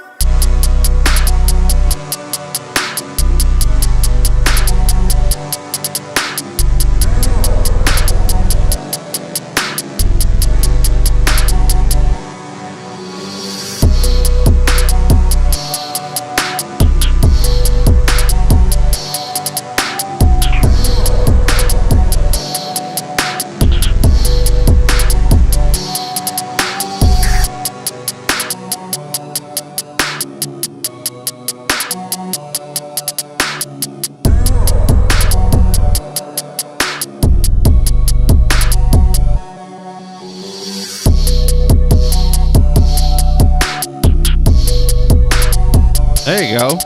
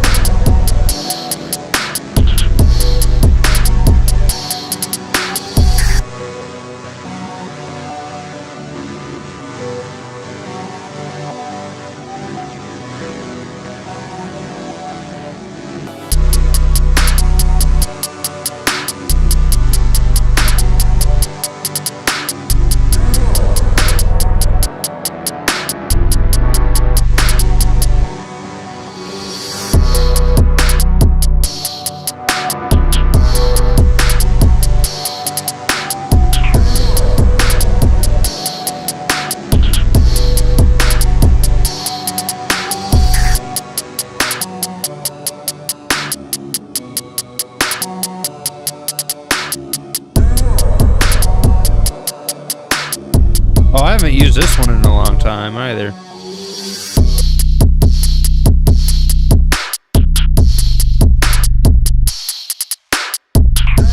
Oh, I might need to re-download that one, huh? Alright, it's been a minute. Let me see about, because I feel like it needs some like color or something. Like it sounds cool. And I've learned that about sound design, right? Like it's cool to do, that sounds so cool. It's cool to do effects, but sometimes, like for example, this synth, right? This one that's like playing back, it sounds good by itself. And I'm going to turn off halftime and all this. It sounds pretty good by itself.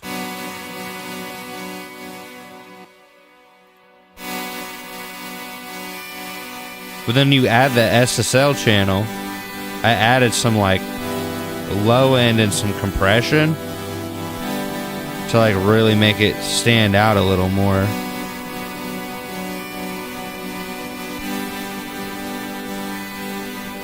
And rolled off.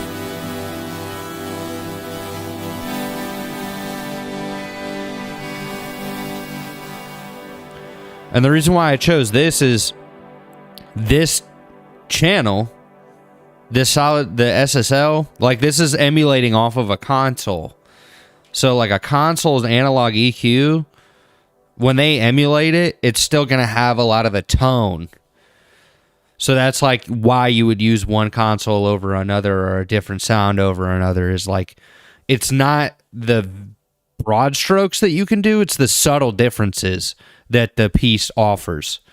So sometimes like plugins are nice, but it's really knowing why you buy a plugin or like why you use it, because it's not going to make it sound any better unless you know how it sounds or like the point of why you bought it. Because a lot of times people will tell you like, oh, you know, buy this plugin.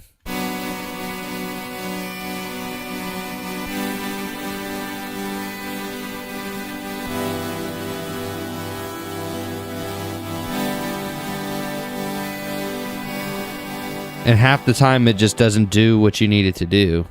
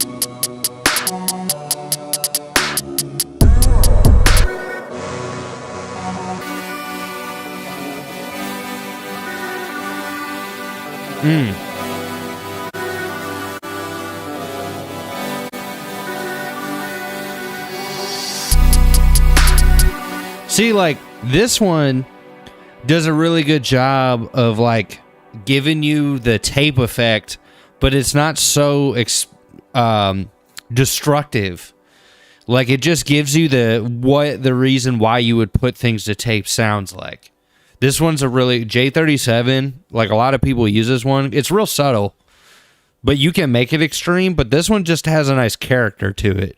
So it's like you turn it on, and it automatically just kind of... Like, I don't know how well you can hear those differences on the stream, but it's subtle enough to where it adds, like, a nice character to the sound.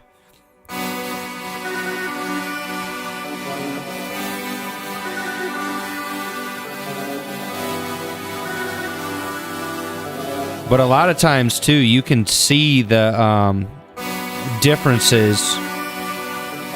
So, like, if I turn it off,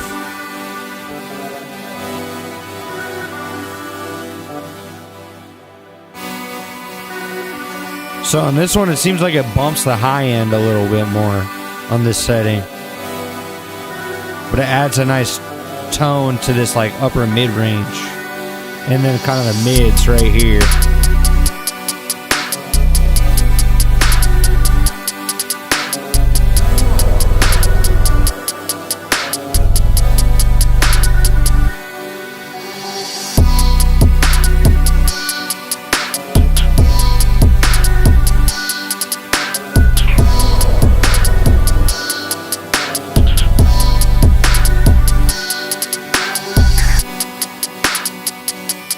Wow, man.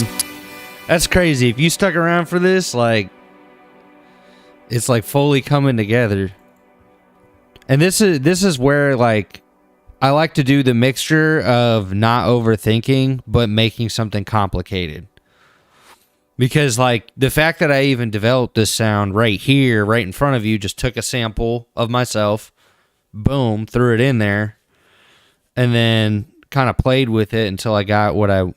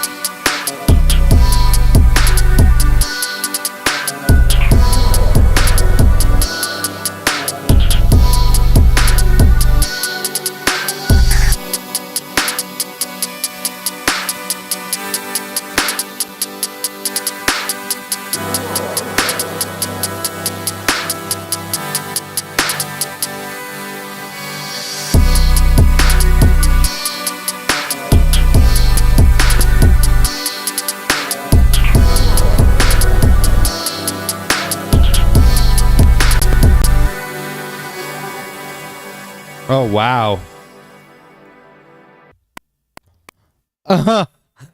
Okay. So this one you can really like okay. Whenever you see this setting where it says CPU in here, higher modes can heavily tax your CPU. What that usually means is it does like a form of oversampling. And oversampling means basically you sample over the Nyquist frequency, which, so this one, it's sampling at 48 kilohertz, which is the project file. And it will essentially oversample, like go above the frequency, which normally the Nyquist frequency that's in a base project file, if you open it up, you don't change anything, is 44.1. I currently record in 48. Like, I feel like I get that good mixture of better quality and just like sample accuracy without compromising too much. Like, I feel like in recording it doesn't matter as much, but in the mix down, like being able to, and I think a lot of streaming platforms offer a higher quality, and it's a conversation. But I've noticed, like, when you jump up to like a, oh yeah, just even that.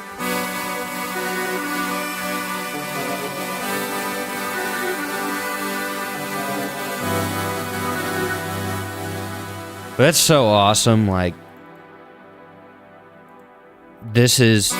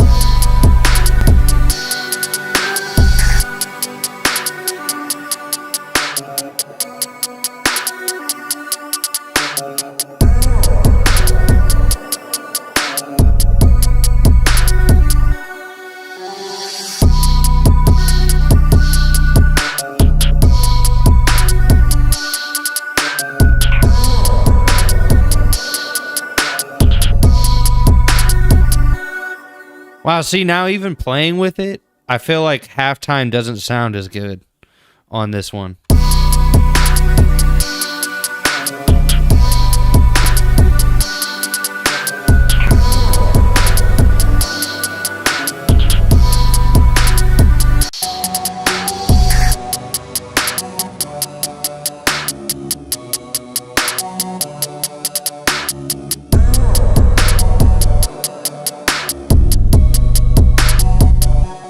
Maybe at this part, though.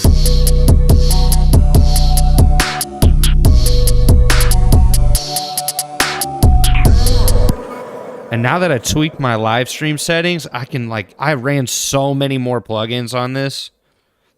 Like, I feel like this thing is not exploding anywhere near as bad as it did. And, like, I'm actually able to mix down things. Because that's been my issue, is, like, I haven't wanted to finish songs on here. Because it literally would, like, the stream CPU would go crazy. And ever since I adjusted the settings, like, it looks just about the same. Even when I check my phone, it looks insane. It sounds the same. But it's not, like, because I think the cap is literally this camera and then, like, whatever my GPU can handle. So I'd have to have, like, a better computer at this point to do better stream settings or higher stream settings. But it doesn't look bad, and it still exports at 1080p. So, like, I think that's good enough for anything that's going on right now. But yeah, let me see what happens when I freeze tracks, like, where I'm sitting. Because, dude, this one's sounding better and better. And I think that is what's important about what you can learn from this stream, if you watch it, is that, like, you can do anything with anything when it comes to sound design. And so, and what I mean by that, it literally, you can do anything with anything. Like, you could take a video clip, and especially in, like, software like Ableton or Pro Tools, and then you could take a sound from that and make, like, pull samples from it and then make sounds from it.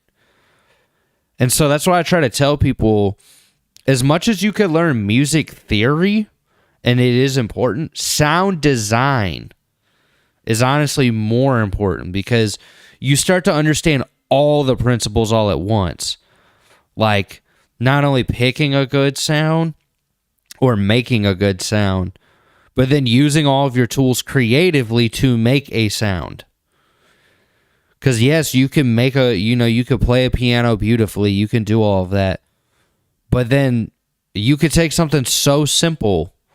You could literally take a dog farting and a dude throwing up and make a symphony. Like, you know what I mean? Like, that's a very extreme example, but it's possible, because you have to know, you start to play with not just notes. You start to play with pitch and sound and frequency and modulating all of those things to make the sound that you want.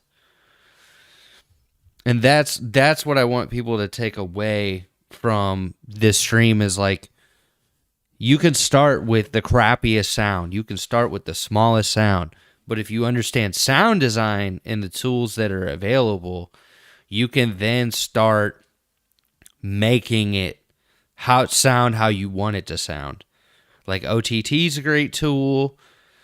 Distortion, compression, like, that's how people get sounds to really, like, smack and come together, or, like, glue together in a certain way without taking away from the character of the sound.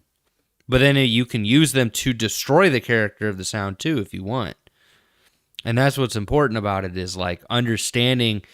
If you understand the tools, you'll understand what you want to do with the tools. And that right there is more important.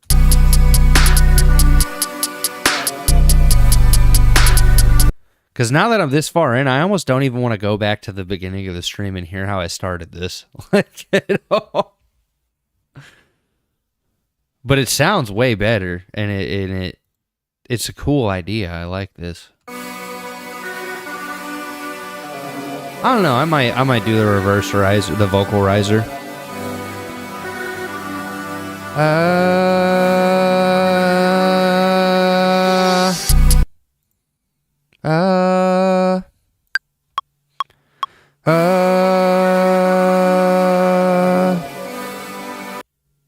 Yeah, we're doing it.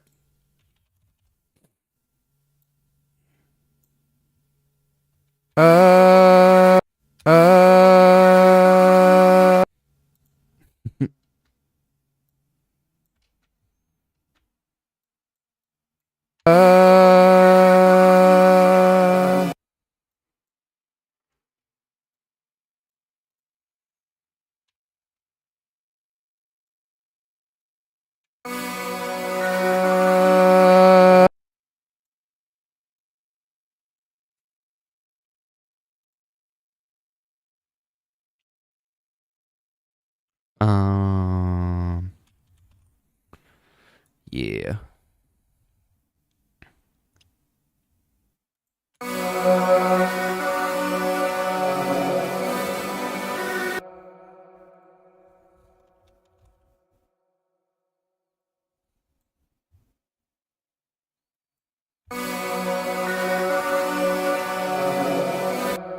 Also, Arvox, definitely one of the most simple and easiest vocal compressors of all time. It's a good one to put in your back pocket because everybody uses it, and I didn't know why for a long time, and then I just started using it on vocals within the last year or two, and I'm like,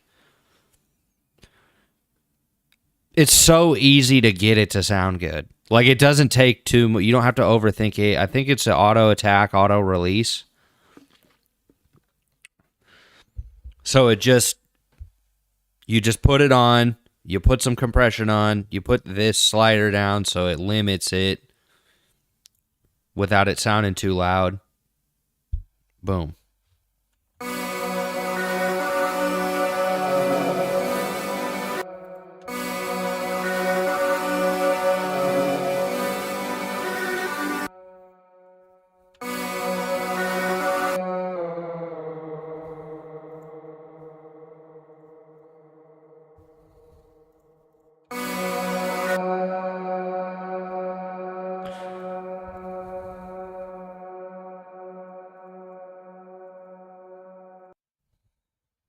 Yeah, see, this computer's already freezing this stuff so much faster now.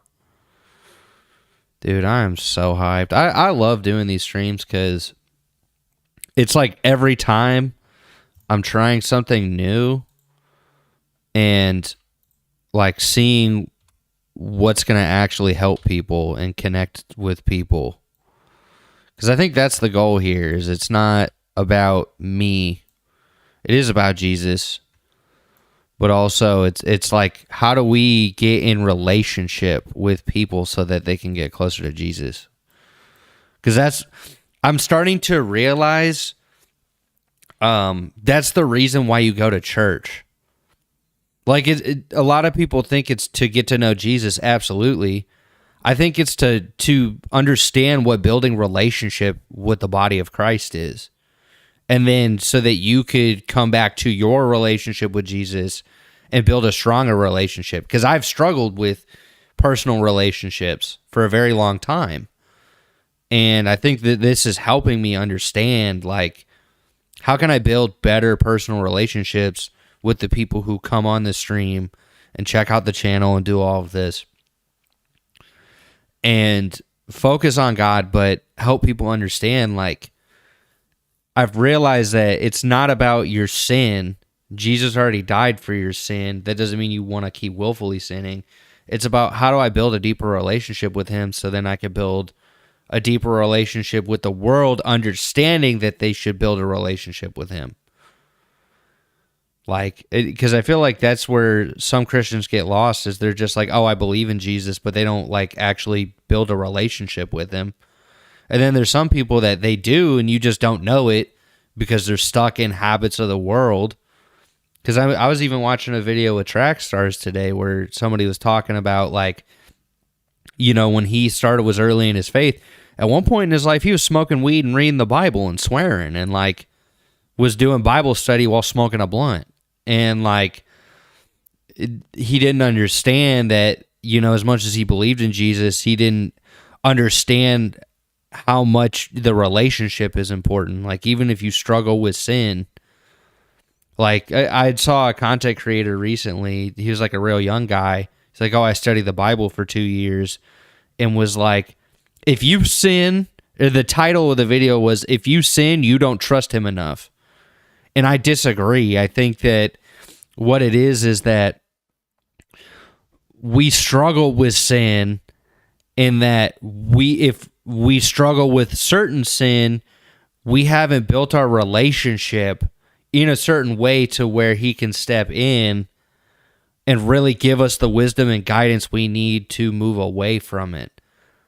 And for me, like, I think my biggest one is gluttony, and that's really where I've struggled and wasn't listening to him, was like realizing that it's been a big struggle, because the reason why I'll justify the sin is because I think I can have it in control. And I didn't understand that, like, it'd be from like not getting enough sleep, overworking, and just being tired and stressed and feeling like, oh, I shouldn't cook, I don't want to do this, like, so I just buy crap. And then that crap doesn't fill you, so you just like keep eating it to try and fill you. For real. And I feel like it's easy to, especially in America, to like go to, you're working, then you go to the gas station, and you got to fill up your car, and you're just like, oh, I'm hungry, I want to grab something to eat. And then you're paying overpriced for crap. And then it makes it hard to, at least for me. Like, it's hard for me, especially with like sweets or certain like junk food, to just stop. Once I have it, like, to just stop.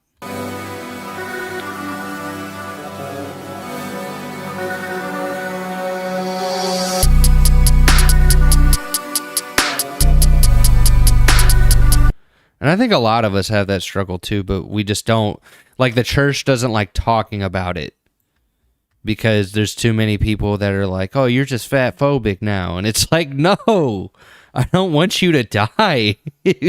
Like, there was a point in my life where I was over 300 pounds, and it was because of that.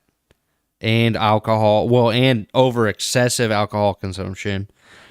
My stance on alcohol is, if you can consume it responsibly without getting drunk, then that's fine. But if you are drinking to get drunk and want drunkenness, then don't abstain from it, because then it leads you to sin, and that's your goal. Like, I think that's what's important here, is like, it's all about relationship with God. And he told you it's okay to drink of the fruit of the vine. Jesus did. What he didn't say was drunkenness is cool. And it's like, it's a self-control thing. And that's why, I don't mind having a drink every once in a while. Maybe once every couple weeks, or if I'm like, okay, cool, there's a couple weekends. But I don't go out into the bar and go drink. It's more so like, okay, I'm enjoying some wine at home with dinner. That's kind of the vibe. And I think that's important too, is just like, if anything leads you to sin and you struggle with it, and I think that's where I've been needing to learn, is like, if I struggle with a certain sin and there's certain things that lead me to certain sins. Yeah, caffeine's a tough one, because it's like, I think that one's harder to gauge, because I agree. I struggled with that for a long time. I feel like if you're like anybody else, drinking a decent amount of coffee every day, I feel like that's okay. But I think if it's like you're the kind of dude that drinks 3 Bang Energies a day, that's when it's like, all right, drink some water. On that note, I'm going to drink some water too.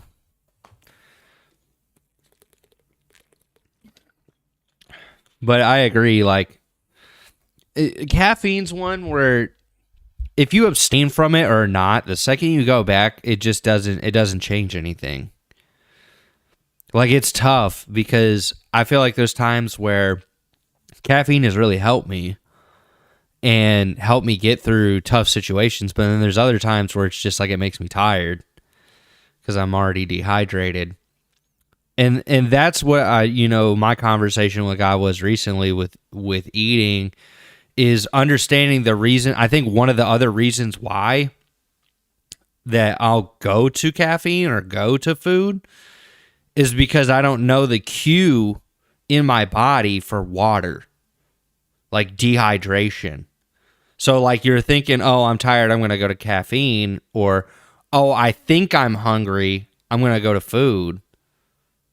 And it's not even necessarily like I'm wanting to mindlessly gorge because of that. It's like I don't feel full, so I keep eating, and I'm not realizing, oh, really my body's trying to tell me I need water. Like I need hydration. And it's not telling me that I'm hungry. And over the years, I've realized that there's even been times I've watched studies that talk about the relationship between, like most people don't know the relationship between your hunger cues and like your thirst cues.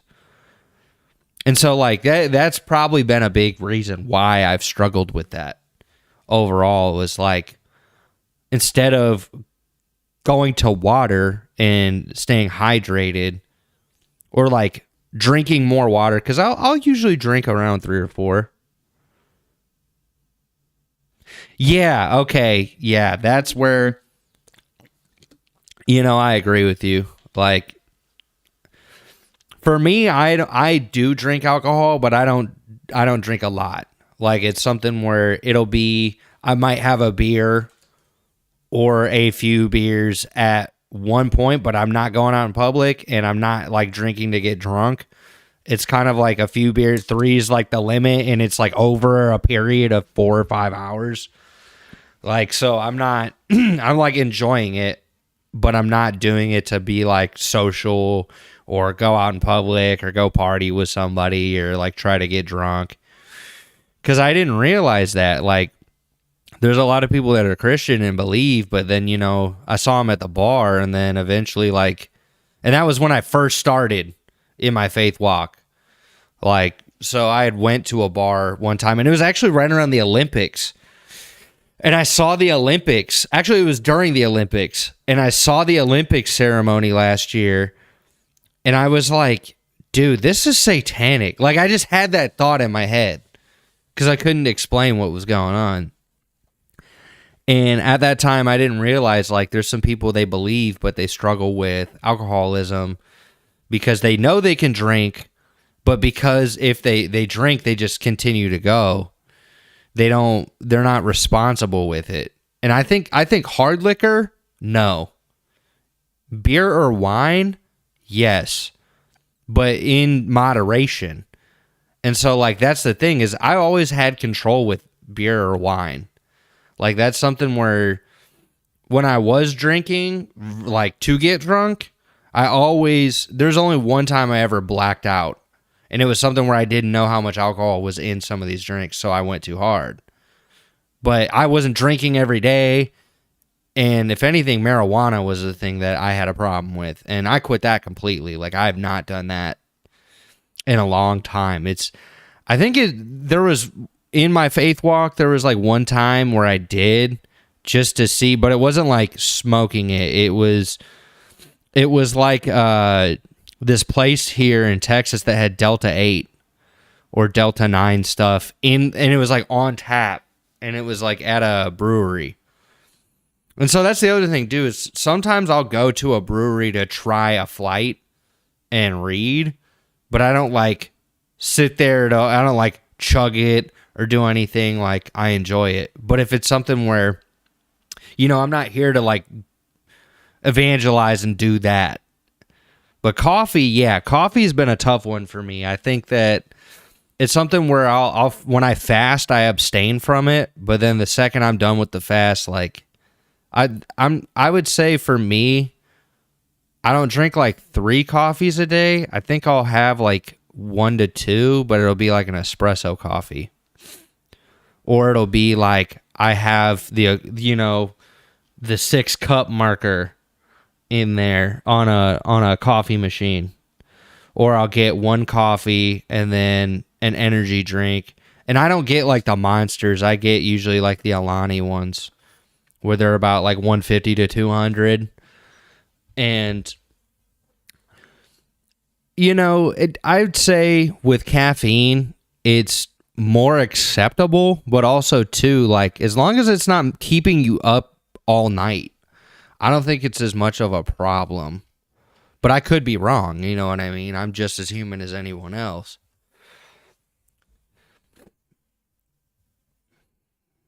And I think that that's the main thing, is because with coffee, if anything, it helps me with suppressing my appetite. So I don't mind it. But with food, I think the big thing I've learned is like the cues. That's been the tough thing, is like for me understanding my body and knowing, hey, this is when I'm thirsty, this is when I'm hungry, and not differentiating the two. Because sometimes it'll feel the same. Like it'll be like I'm hearing my stomach grumble and I haven't eaten in a minute and I've just been working all day. And then I'm like, oh, I think I'm hungry, but really I'm just dehydrated. I'm still thirsty.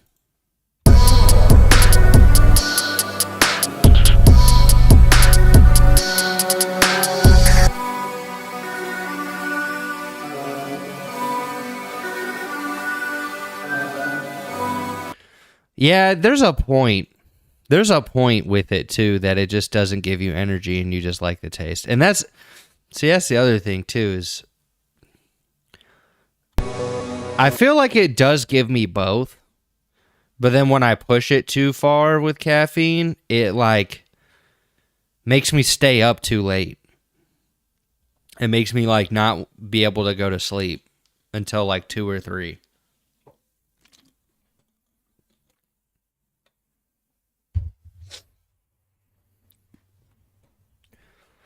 But I agree. I love the taste of coffee. That's my big one. But I know, like, when I fast from it, like, I abstain from it. And I have control with that. And same with food. I'm not somebody who breaks fast. Like, that's the thing, is if I have the intent of doing it, I don't break the fast. I can totally do it. I think my struggle has been, like, when I'm not fasting, I don't know what the cues are in my body, because growing up, like, dude, I would just snack on food, and I didn't realize where it came from deep down. Like it came from like not wanting to confront reality, or like my family and things like that, and it just being acceptable. Like it, you know, with my family, it was always tough too, because with healthy food, like they would be like, "Oh, we want you to eat healthy." But then, like, when it came to, like, eating berries or eating certain things, they would be like, don't eat too many of them because they're for your mom. And it's like, that's kind of contradictory. I thought that's what you wanted, is us to eat healthy. But then when we would actually try to do that, don't do that. So it's kind of like I realized there's some things where it was kind of ingrained in me. And it's the same thing with coffee. Is like it was the most acceptable thing growing up. It was like, oh, I loved coffee growing up. Like I would drink coffee all the time, even I think starting at like 10 years old. You know? So it was something where you start out and you're like, oh, I loved the taste then. But I loved it when I added sugar to it. You know what I mean? Like growing up, it's like, oh, the creamer plus the coffee and the energy plus the sugar. Like, so you get hooked on it. You get the sugar rush.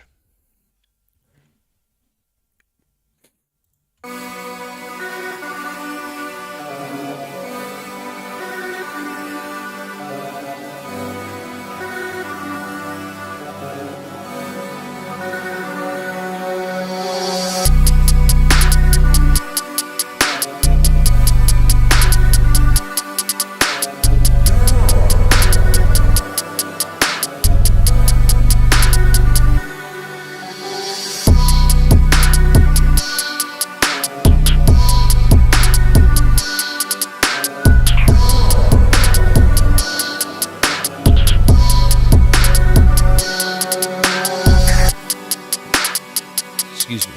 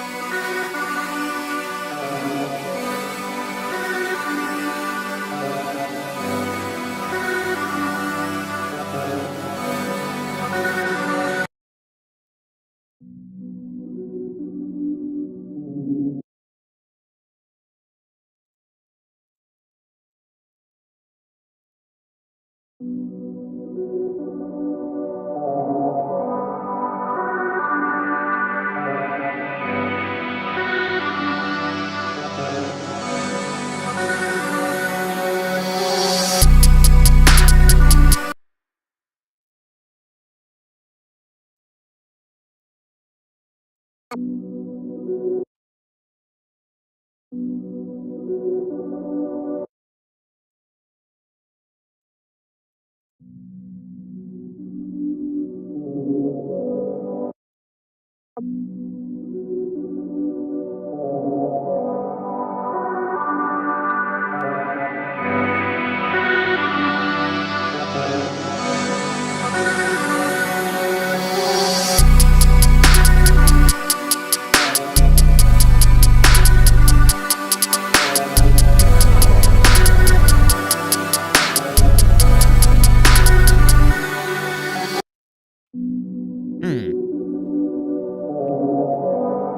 I kind of like how that filter sounds.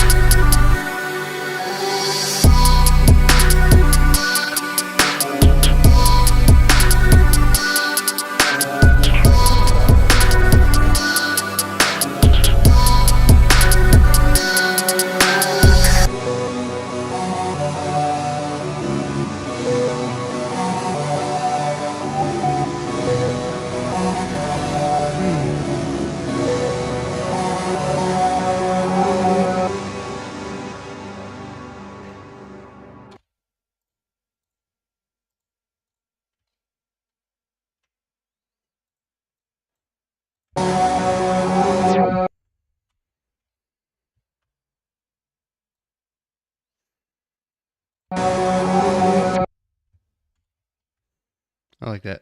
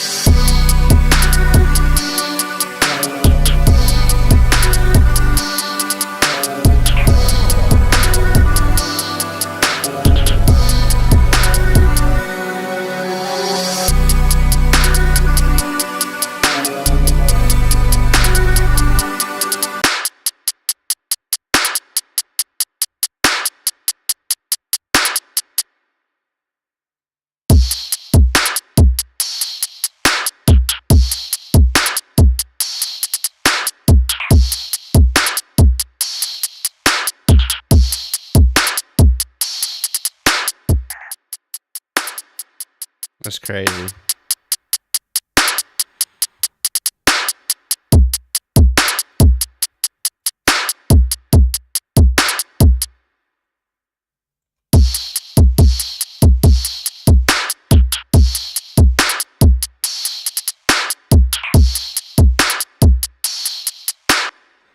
So that's what you got to realize too, is when it comes to people making these drum sounds, that's what they're using. They're using a lot of compression and distortion to just punch it.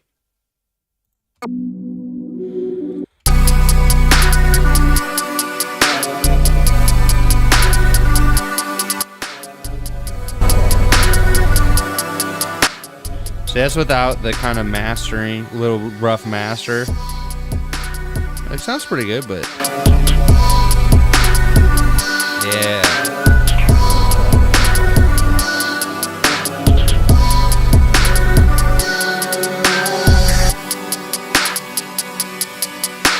Yeah, this one I feel like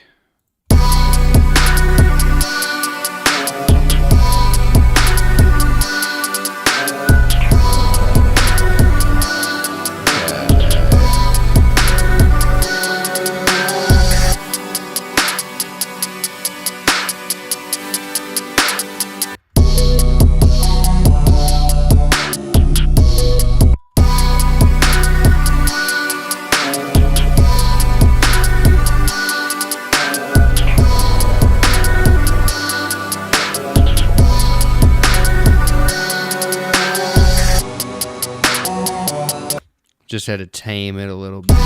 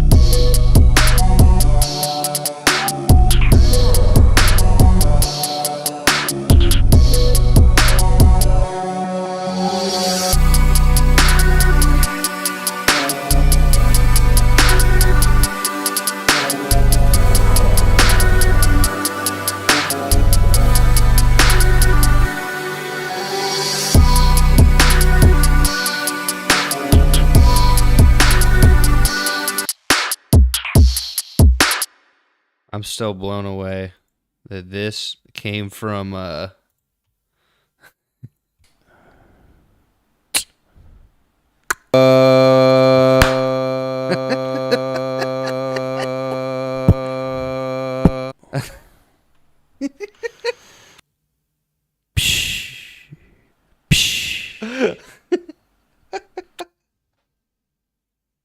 do. Yep. That's where it comes from.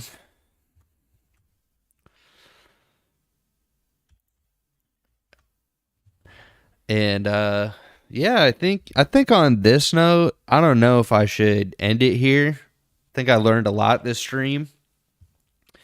Learned a lot about how I want to represent the, everybody in the music creation community, but also the body of Christ, and like just make it very clear that I'm just as human as anyone else. I just like talking about the word. And I think on top of that, just ending it where I was, kind of like in Matthew, like Matthew 6, because I thought that was such a powerful thing, was just like not to worry about life, and that is not life more than food and the body more than clothes. And it's just like, can any one of you, by worrying, add a single hour to your life? No. Bro. Man. I think growing up around somebody where that made you feel like you had to take care of them, like you had to um take care of their needs before your own at times, it makes you worry about the world and worry about these things. And you know what's so crazy? Think about the veganism kind of I would say cultish following that exists, right? So do not worry, saying, what shall we eat, or what shall we drink, or what shall we wear? For the pagans run after all these things, and your heavenly Father knows that you need them. Oh, if you check in my, it should be in the description. Literally, the Calendly link should be available there. And you book a one-on-one call, Calendly call, and it schedules a time, and I'll see it. And basically, like, whenever you're available, I can just do a one-on-one to see where you're at. And I do the free call first, and then like see however I can help you. And then if it's something where you need me to remote in, for sure. Like, it's just to let you know my rate for doing it. It's like $25 an hour for doing the remote session. But when it comes to the call, like usually we just kind of talk and see where you are, and I book it for 15. But really I've been pretty much open and available. So like I just haven't been promoting it and putting it out there other than like talking to people about it. And actually that's how I got the call, was from the stream. Somebody had saw it and he saw what I was doing and was just like, you know, I need help in a certain area. Like he had a lot of experience like I did.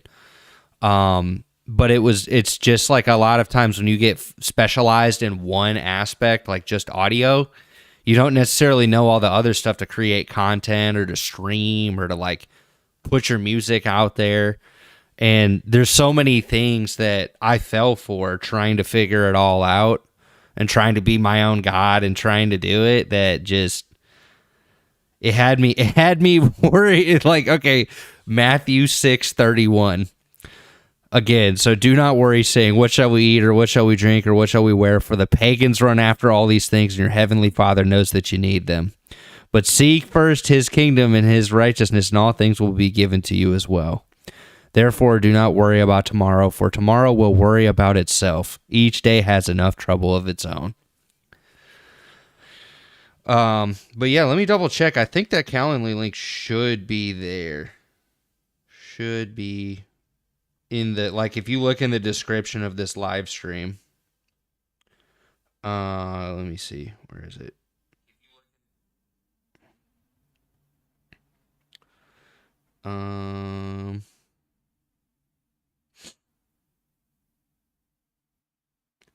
Yeah, second one, book a free songwriter support call. And that's exactly where you'd want to book. Because it'll block out a Calendly time, and it'll make a Zoom meeting or a Google Meet. Honestly, if you want a longer time, Google Meet's better. I tend to get better results with Google Meet just because it will like directly, it doesn't limit me even if I don't pay for it. Zoom, it limits you to like 45 minutes. But Google, it'll usually be like I can work on it the whole time. But yeah, and what's good too is if you book on there, basically we can like work together however you need to, or at least kind of talk about, hey, you know, where do you feel like you want to start on your journey? Because I know sometimes when you're working on music, like there's so many things that they need you to do. Yeah, and if you want to put it out there, there's so many things you have to do now. Like now you can't just be a musician. Like you gotta know how to do video. You gotta know how to edit videos. You have to know how to record. You have to know how to live stream and connect with people. You have to do all these things. But these same principles apply to businesses now too. Like it actually helps a lot of businesses when they know, okay, how do I make videos because there's a lot of businesses that I've seen even in Houston that they get the traction that they need by making content before they start pushing money into ads, because you can learn actually a lot about who you're reaching in making content before you put money behind it, because a lot of people don't know with ads, like, you really have to throw money at the wall to find out who your real audience is most of the time. And then if you actually make content though, or you like make music and make content and make that thing, you can start to see who actually just naturally engages with it and find out who the people you actually can help are. Which is great. Like, because you'd be surprised too, is like the person that I thought would be booking a call with me would be the person who doesn't have a lot of experience. But actually the people who've been booking calls with me, or when they do, they have like around the same experience that I do. Or they've done, you know, just about as many things as I've done and experienced a lot of similar things as me. And what's surprising too is that person, they got a call from Sweetwater. Like, they got asked multiple times. They got scouted by them multiple times. And it's kind of concerning now. I'm glad that I left the company when I did, because I think it's getting to this point where they're just, because they went public, they're trying to, yeah, actually, you know, that too. And that's what's good, is like, I can at least help you get the resources that you need. And then if you want to do like an hour session where I remote in and show you more how to use your software in a way that you know you need, like, that's exactly the goal with this too, is like open the door so that people that want to do it as a hobby and enjoy it, great. People who want to elevate their businesses and like use their creative skills to like put their music out there too, great. Because I just don't want anybody falling into the same traps I did of like, you need this, you need that, you know, buy my course, buy my marketing. Like, and really these people just sell you products.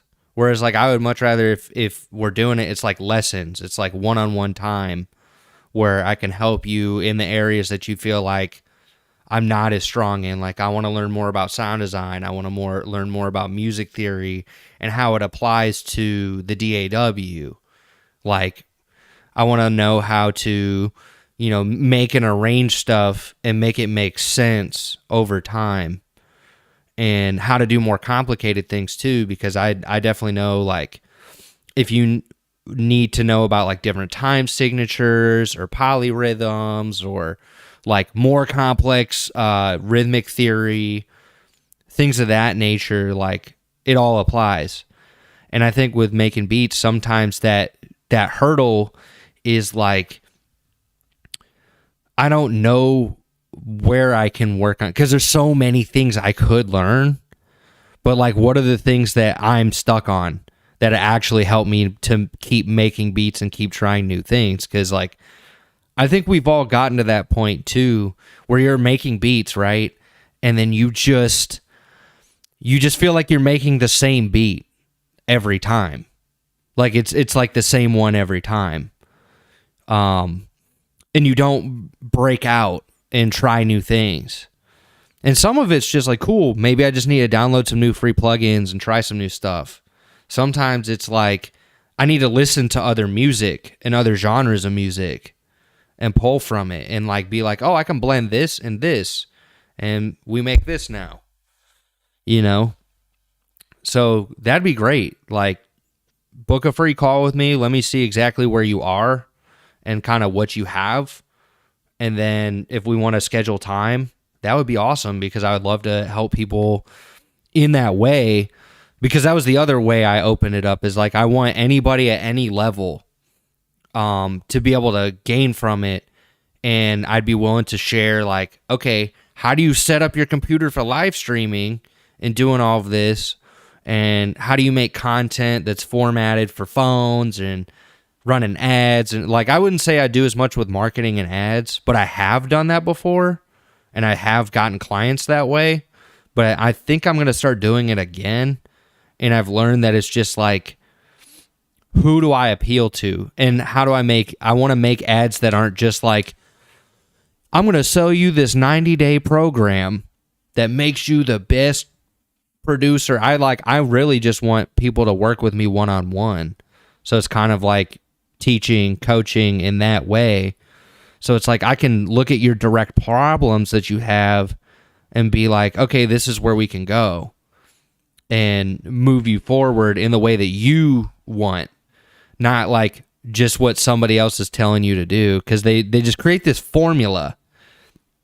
And then their formula it's like the MLM scheme thing where they like tell you how to do it and they want you to get, oh yeah, absolutely.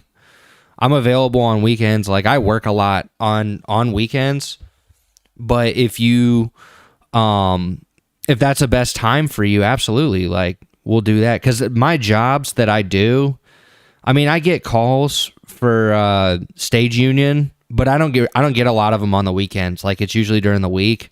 And my other job, delivery, I just run it. Like I make good money on the weekends, but I can make myself available. And that's what I like about that job is like, it's been so stable for me recently that I'm not really worried if I had to take a few hours off or like work early in the morning or late at night, like whatever works better for you. I usually work late at night when I do delivery and all of that. But yeah, it's been so consistent right now. Like I'm wanting to kind of start jumping into songwriter support again, and like not just making content, but it maybe making content more focused on songwriting and supporting that and how to set up your computer for what you need, but also too like sound design and making beats and making stuff that's focused on this. Because I thought this was cool. Like the fact that we started with, and whoever else is watching, we started with, what I was playing here a second ago, just samples of my voice, you know, and sounds, and turning that into, you know, loading it into mostly free stuff or stuff that comes with the software.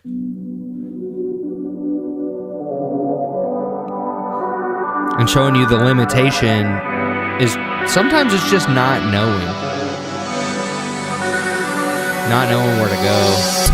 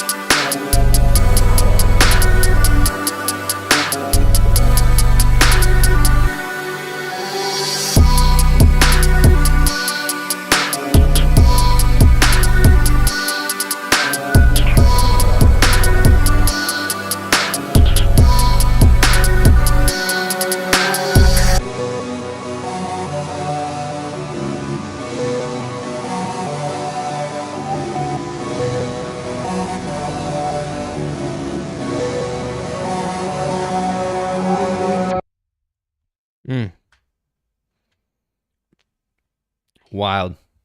I think that's important about doing it for fun. Is it's not always about knowing everything.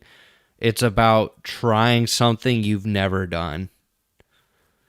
And this one was definitely something I've never done. Like I've done something similar where I've made samples with my voice, but I've never sampled my voice, resampled it to make sense, take those same samples or more samples, make my own drums out of my voice, make the bass out of my voice, make the risers and pretty much everything out of my voice.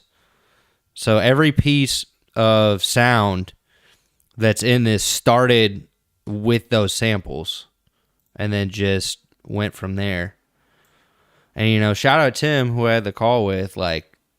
He asked a really good question. He's like, do you ever plan whatever you do on these live streams? And I said no. And this one I was like, you know what, I'm going to try something different. What's something I've never done? And test the boundaries of what I already know and implement it in a new way. Add different sounds. Or make different sounds like this one,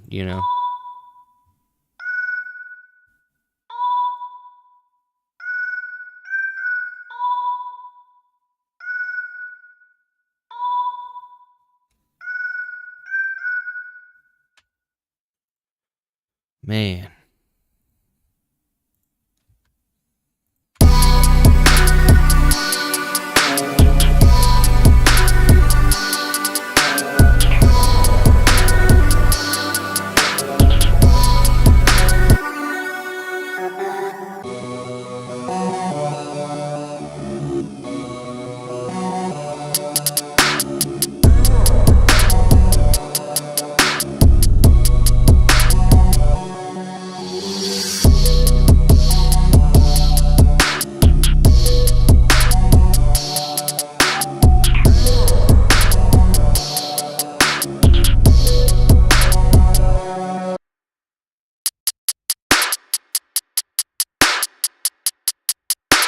That's so crazy.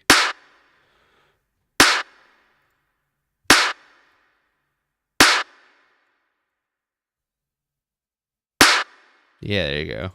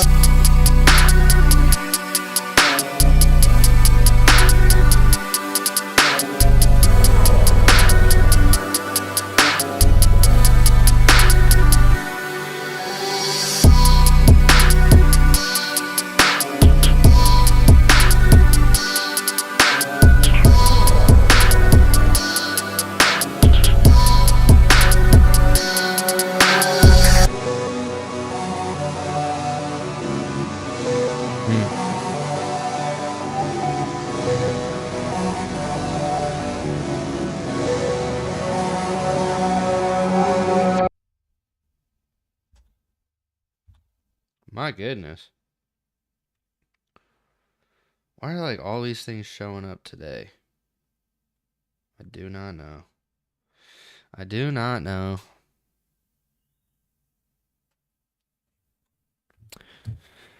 All right.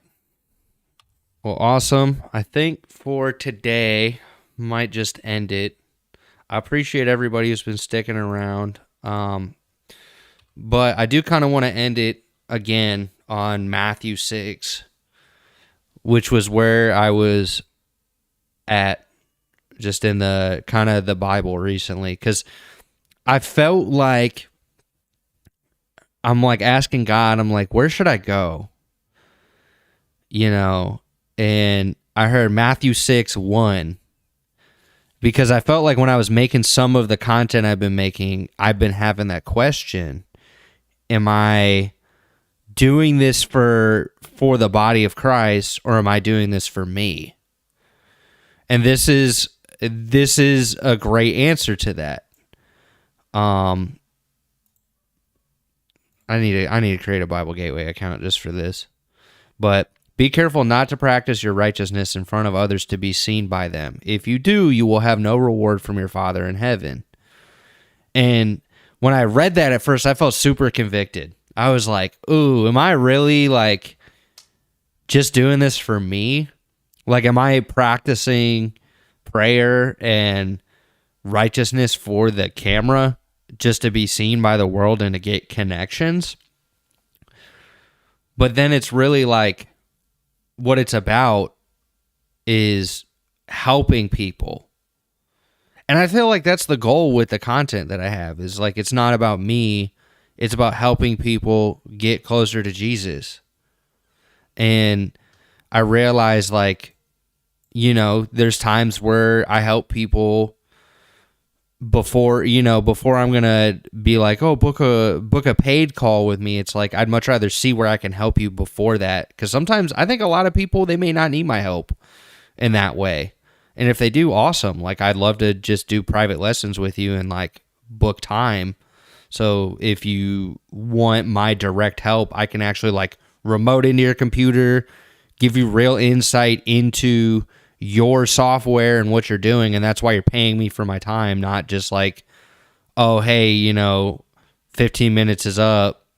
Book a call with me if you want to work further and just talk about stuff. But I think Matthew 6 is such a good place to go if you feel like, I don't know what I need to do as a Christian. I feel like just this chapter alone gives you everything that you, like, for the most part, gives you the principles. Like, just the way the NIV breaks it down, too. I like it. Giving to the needy, prayer, fasting, keeping your treasures in heaven, and not worrying about it. And it's so powerful because, like, and what's so good about it is it tells you, like, well, I don't know how to fast. There you go. There's your whole answer right there. Well, I don't know how to pray. This is Jesus telling you how to pray. And also, too, like, when you're praying, being forgiving. But also, too, like, when you pray, just don't be, like, just doing it for the public. And that's the other question I had with the content I was making is, like, am I making this prayer just so I can be like, oh, I pray? Or am I praying in the secret place, too? Because we got to ask that, too. I think that there are some people that they love praying and standing in the synagogues and on the street corners to be seen by others. But they aren't doing it to help people. They aren't doing it to pray for other people. They're doing it because it's legalism. Like, it's like they're doing it because, oh, I'm a Christian. And I think that's important, like, because I think there's a lot of people that talk about deconstruction of faith, and I've been hearing about it. But I think reformation was the other term I heard. And there's like a bad blood between those two words. And I feel like questioning your faith should be like this, where you're like, wait, what am I doing? How am I focusing my time and my energy when it comes to trying to get people to God, or like trying to talk about God? Like, am I doing this for my own self-righteous reasons, or am I doing this so that I can get a better relationship with God and with man so that they can have a better relationship with God? Because if there's anything I've been learning from this and everything recently is, there's all these people that talk about buy my course and it'll get you a plaque placement. Buy my course and it will get you social media clout and engagement. But they literally do not tell you about the relationships they have.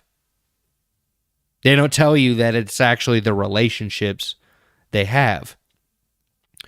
But ultimately, the most important relationship we should have is with Jesus Christ. And I thought that's so powerful. Like when I was talking with him last night, was like with Tim actually last night, was just like, it made me realize, oh wow, not only is it like that with the music industry, it's like that with God. And that's what God wants. God doesn't want you to just show up and go to church and pray because you're a Christian.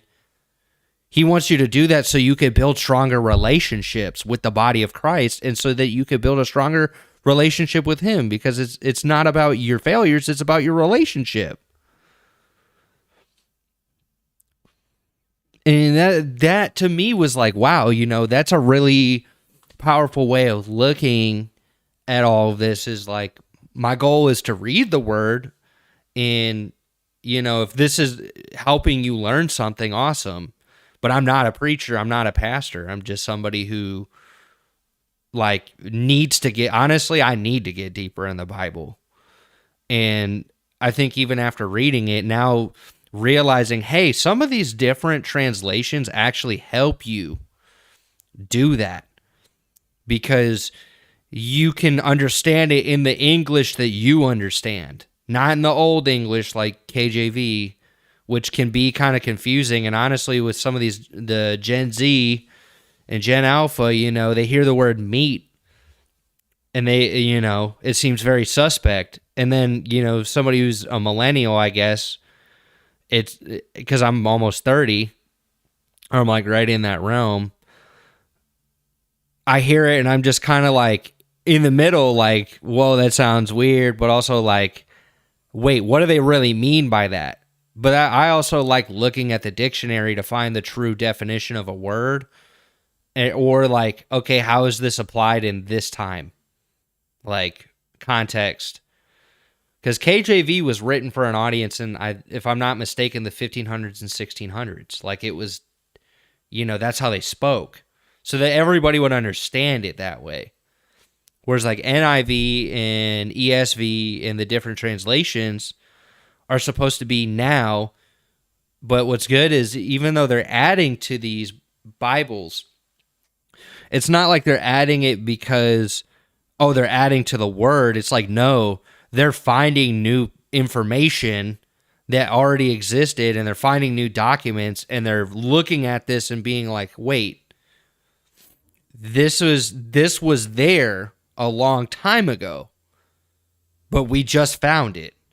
And it's been hidden from us for years because it was either buried under so much sediment you couldn't find it, or, we have found documents that actually line up with documents we had, and we now have a more accurate representation of what the Bible was saying.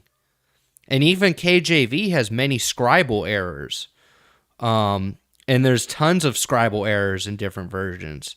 So it's like, I've realized that reading the different versions gives you a different perspective, but you just have to be careful with what version you read, because some of them do not have solid doctrine.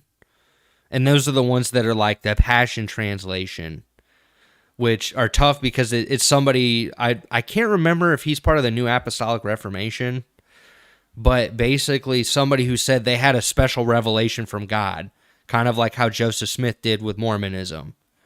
And it's concerning because it's like the human interest is saying, this is my special version, this is my secret knowledge, which if we read Genesis, like, and you understand Gnosticism and kind of the Gnostic religion that existed in the time of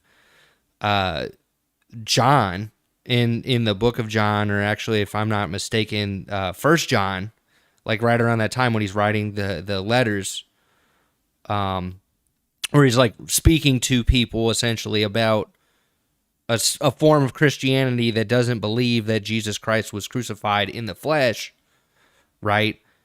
There's like a level where they believed like he was just a spirit, which that's not true. Especially if you read the Bible. And some of these versions try to like convince you that you're your own God, or that like, you know, things are deeper than, every verse is deeper than what it really was. And that this is my secret revelation that I found from this. And that's why I think, you know, depending on what version you read, it is important to understand that you can gain a different perspective.